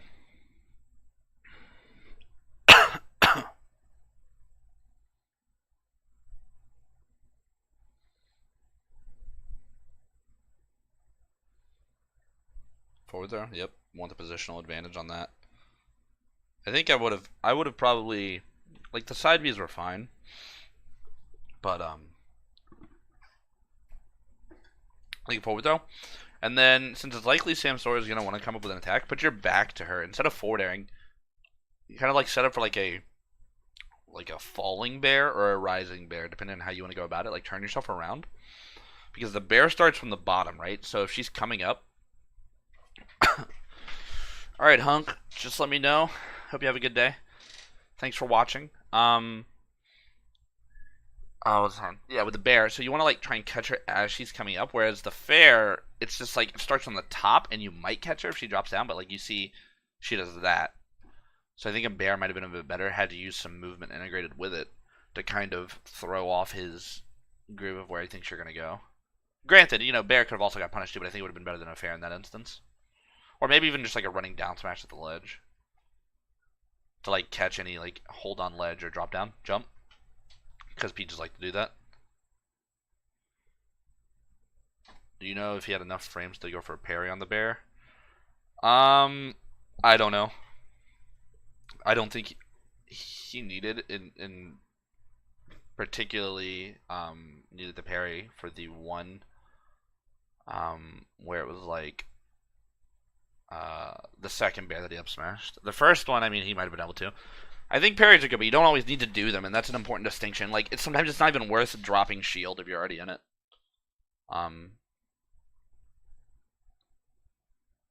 So it's hard to say. Hey, Waldo. I'm just doing some VOD analysis from oh man, those so far from Smash Conference. Town and City, solid stage. Likes room to run. He wants even more room to run. He wants to live longer. I think this is fine. I appreciate it, man. Thank you. Oh my gosh, that was nasty. I wonder if he was the... Let's go back in time.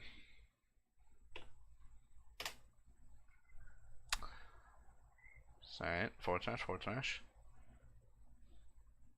Down tilt, nair, down tilt. Nope, just nair, nair, nair. He should have jumped when that happened. But I do not blame him for side being. So that was just a bad call on his part. just like for wanting to like maintain his like survivability with a line. But yeah, it's definitely important to jump, especially with Samsora chasing. Sometimes you get caught up in your own lineup and you don't think about where the opponent is in relation to you, and that's something that you don't want to get yourself tunnel visioning in.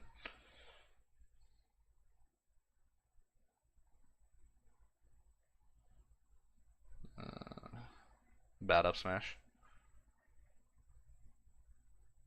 Samsora is just gunning them down right now.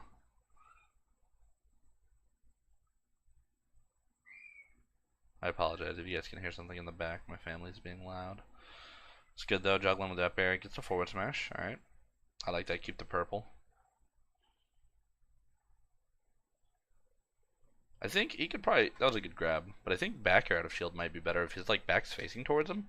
Like, and he's not already right there on you. It might be worth it to just throw out a back air and catch him. At least make him like drift back and then you drift forward with it.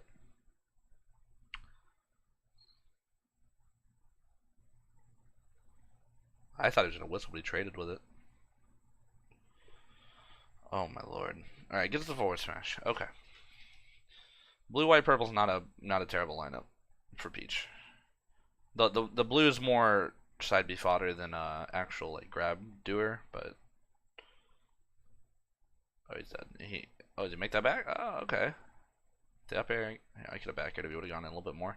He's not super confident about being around Samsora, which I don't blame him for, but he needs to be like ready to like get his hits when they matter, because if he's scared it's gonna get really tough. I think he could have side beat both that and then kept the pressure up. Like, I want to get back on that actually.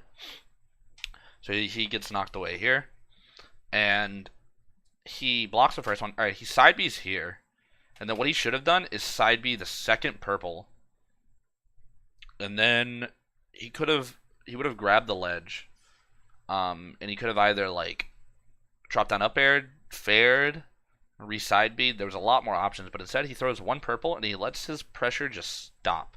Like, just because you're off stage doesn't mean you can't apply pressure when you have, like, especially with purple. Like there, he loses both because of it, and that puts him in an even worse spot.